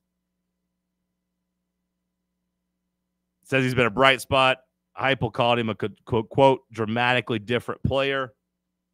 On the defensive side of the ball, said Tyree West was awesome. And on the offensive side of the ball, Bubba, you're asking about some of the young pass catchers. Travis Smith gets credit for having a big day. That's a receiver I'm excited to see. I hope he can be an impactful guy. We need him. The opportunity's there. Go out and make the plays. And then you asked about Deshaun Brame and said he turned some heads with Saturday scrimmage. Thinks he'll be able to contribute this season with Miles Kitselman. So, I don't want to say he's past Ethan Davis or anything on the depth chart, but like it does say to expect him to make some plays this season. What type of nicknames could we give to Star Thomas? The Celestial one? Do you need a nickname when your name's Star? No, it's a cool name, but it just ruined the vibe and try to give everything a nickname. Like I imagine I mean, maybe I'm wrong, but I imagine Star Thomas is already a nickname, no? Like, his first name is surely not Star. I mean, it might be. Maybe that's his legal name. It could be. But when you have a name like Star, you don't have to have a nickname. You're Star. It's pretty cool. The Celestial one, that doesn't really flow off the tongue, Bubba.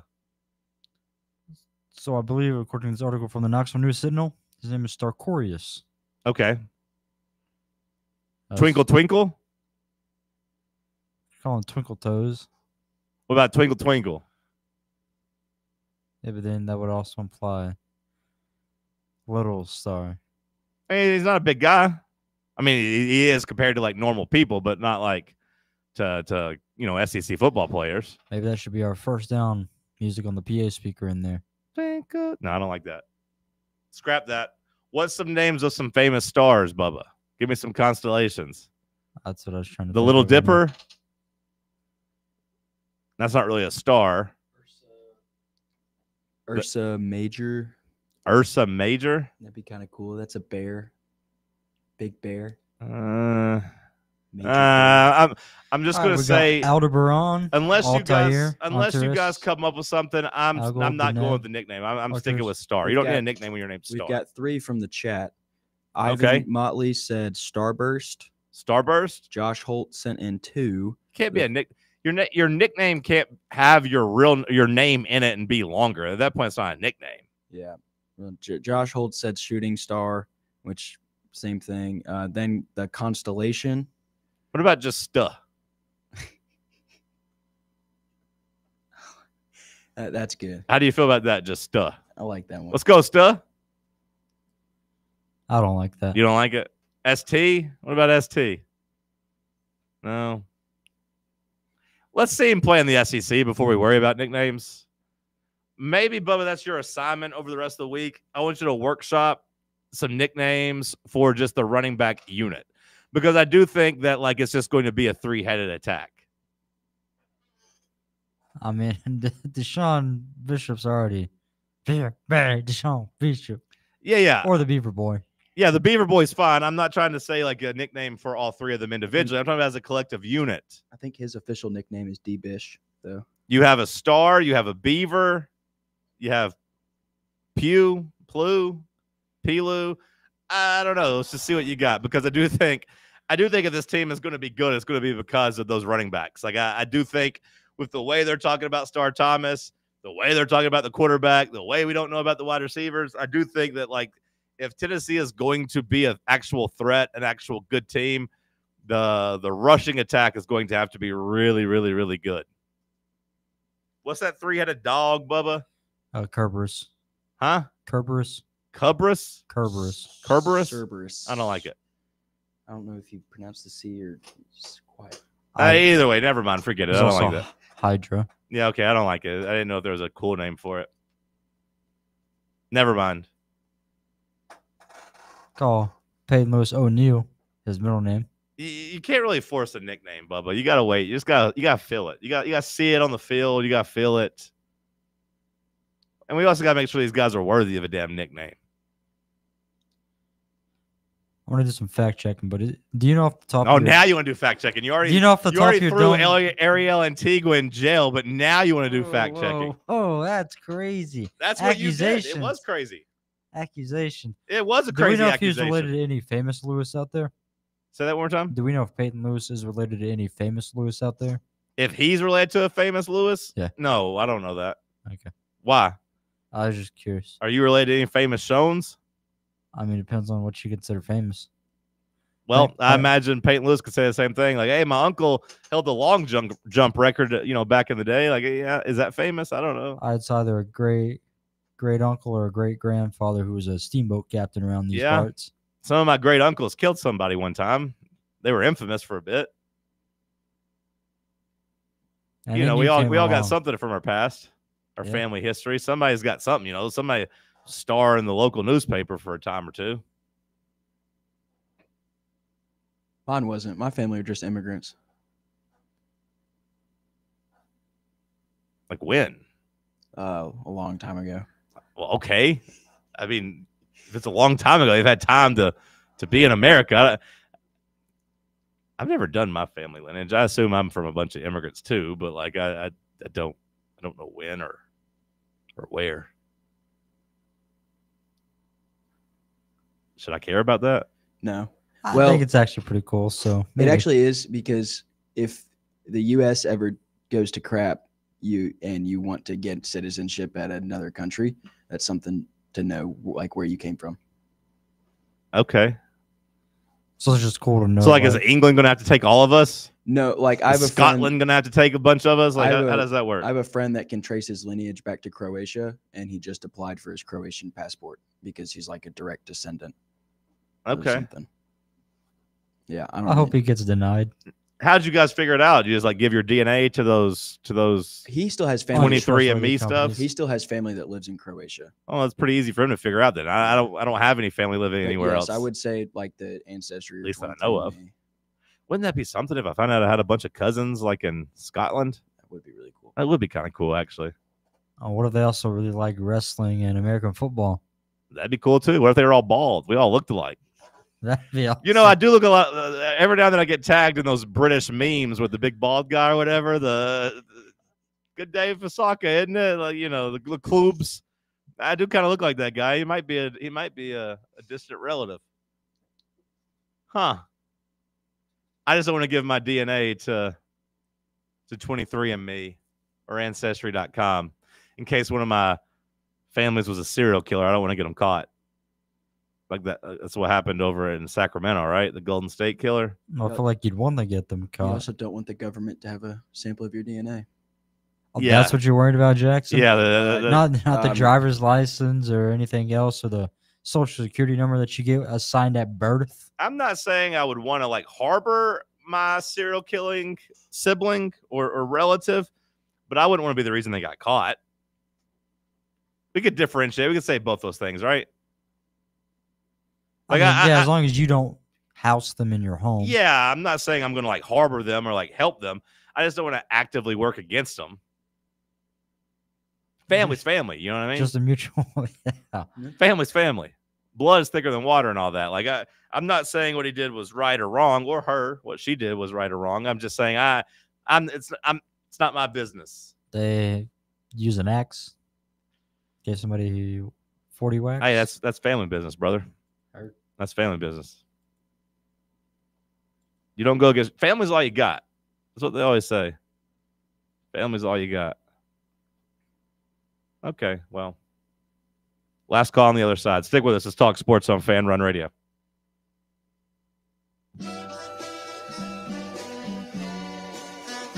You're listening to FanRun Radio, the sports humans. Hey, folks, if you're in need of a lawyer, you need to call my friend Jerry Givens. I've known Jerry since high school and can personally vouch for him. He's East Tennessee through and through. And if you're going through a divorce, bankruptcy, or a DUI case, you'll need someone you can trust on your side to help you navigate the local legal system. You can trust Jerry Givens. Call the law offices of Jerry Givens today at 865-801-9250 to schedule your free consultation. That's 801-9250.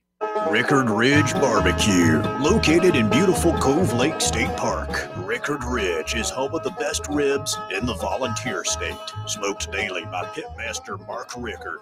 The barbecue at Rickard Ridge is mouth-watering, fall-off-the-bone delicious. Take the scenic drive up I-75 to exit 134. For directions and to look at the rest of the menu, visit Rickard Ridge online at rickardridgebbq.com.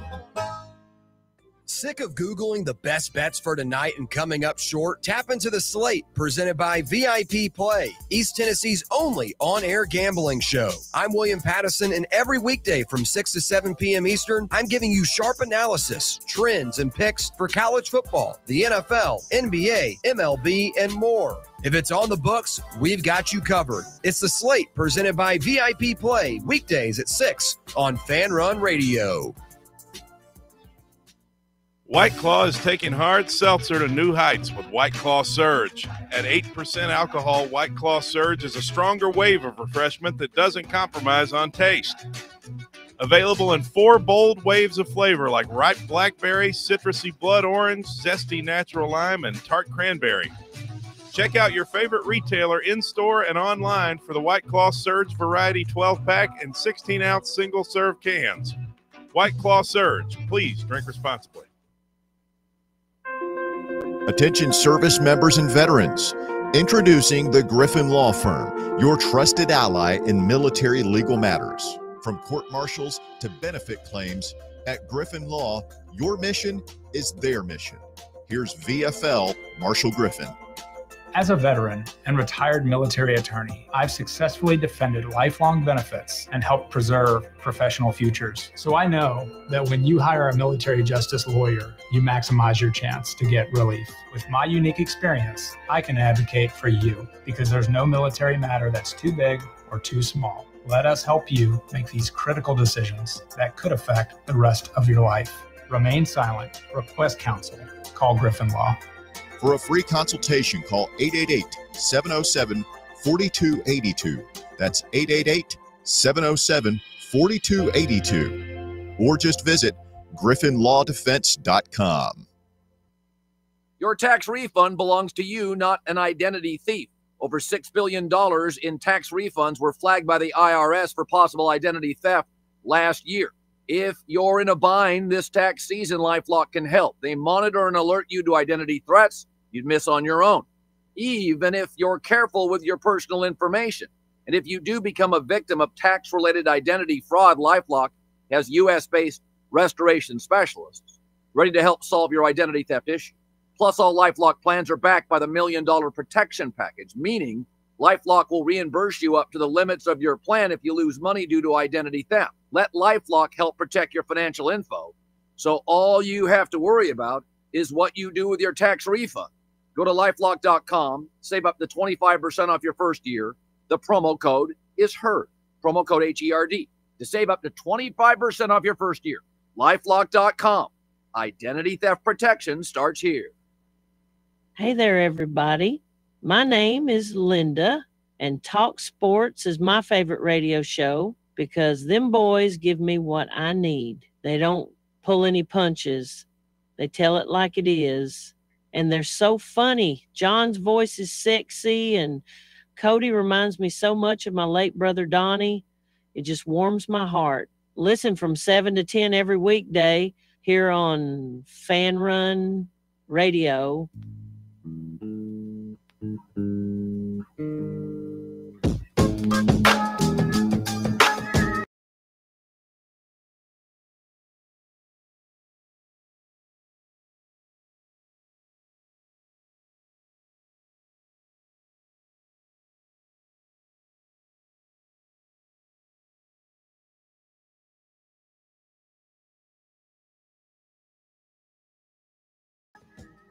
Chris Brazel out on the practice field this morning. How about that?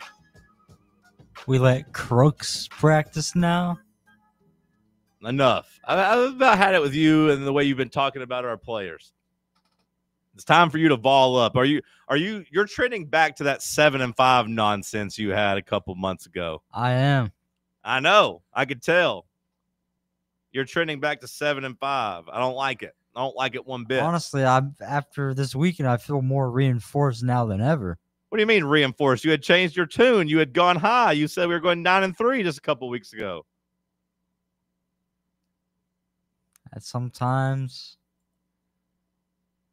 things happen. Sometimes things happen. Okay. All right. Well, Chris Brazel out on the practice field. He'd been limited, banged up, not really out there. So maybe that's all it took was getting the arrest to get the juices flowing. Like, hey, it's time to go now. It's time to go. Let's go. Let's play some ball. Bubba, what do we miss today? Well, John, we've missed a couple things here. We missed Justin Verlander reaching the 3,500 strikeout club. Joined some notable boys like Nolan Ryan, Roger Clemens, and Randy Johnson. We missed some USA Gymnastics as 17-year-old Hezi Rivera, captures the U.S. all-around gymnastics title. She was the only rookie for the previous Olympic squad last year. Okay. Joining Suni Lee, Simone Biles, So she Jade Carey. Did it say what she won gold in? You say, It did not. Okay. I think it was just overall title. So so she's the best right now? It just said U.S. all-around gymnastics title. Yeah, okay. All right. I didn't really miss that, Bubba, to be honest. I didn't really miss the gymnastics story. When I ask you what I missed, I want to know big stuff, because this is your chance to tell me about NASCAR. It's your chance to tell me about boxing or MMA or something like that. If we didn't miss anything, we didn't miss anything. If you want to say that we were on top of things today, it did feel good having Jackson back today. Jackson, I'm glad you're back. I missed you the last 2 days. Do you need to talk about anything with this girl?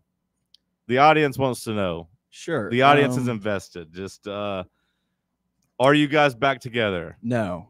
Where do you feel like it's headed? Are you guys going to get back together? We've had very minimal conversation. Do you still want to be together? I'd love to go down that pathway. Oh, buddy. That's Sign me up. I really hope my mom's listening right now, so she can text me and ask me what I'm talking about. You need to text her and ask her if she wants to come to the Georgia game. You know, I have been thinking about that. I heard you fell into a windfall of cash. So you got some extra cash now. So like I do. You know, you take this girl to the Georgia game, you have yourself a weekend. Maybe just text her and just say, hey, you know, how about me and you in Atlanta in 3 weeks? A few Mercedes Benz, my treat. I'll get us a hotel room. A few years ago, she asked me to buy us tickets to the Tennessee-Alabama game in Tuscaloosa, and you said, "Are you crazy, woman? I can't afford this." Absolutely not. I said, "Of course, I'll buy them. I'll buy them before the season starts." Oh, So I spent way too much money on him, and she broke up with me a week before we went. You deserve it. You deserve it. Why does he deserve it? If you're gonna bow down their request of saying, Tennessee. Bow down to a request. This was in 2023. I wanted to get. This is what happens in relationships. Your partner asks for something, and you try to be nice and give it to him. You got to be reasonable with the request. Now, the reasonable part, and I think Jackson learned his lesson, is that you wait. You don't buy the ticket so far in advance. Yeah, that was the big mistake. Like, surely you're not buying Christmas gifts right now. No, but I was thoroughly excited about seeing Joe Milton go down in Tuscaloosa. I mean, it was fun for a quarter and a half. It was. It was a great time. I talked a lot of crap to the guys sitting in front of me, and man, they were really nice about it in the second half. That's good because they both could have had me for lunch and dinner. Probably because they're both from Knoxville. Did you tell them that your old woman stood you up? Did share that story with me. Yeah, they're not going to be mean to you at that point. Who'd you go with? I went with my buddy who's a Georgia fan. I just took someone who had no dog in the fight.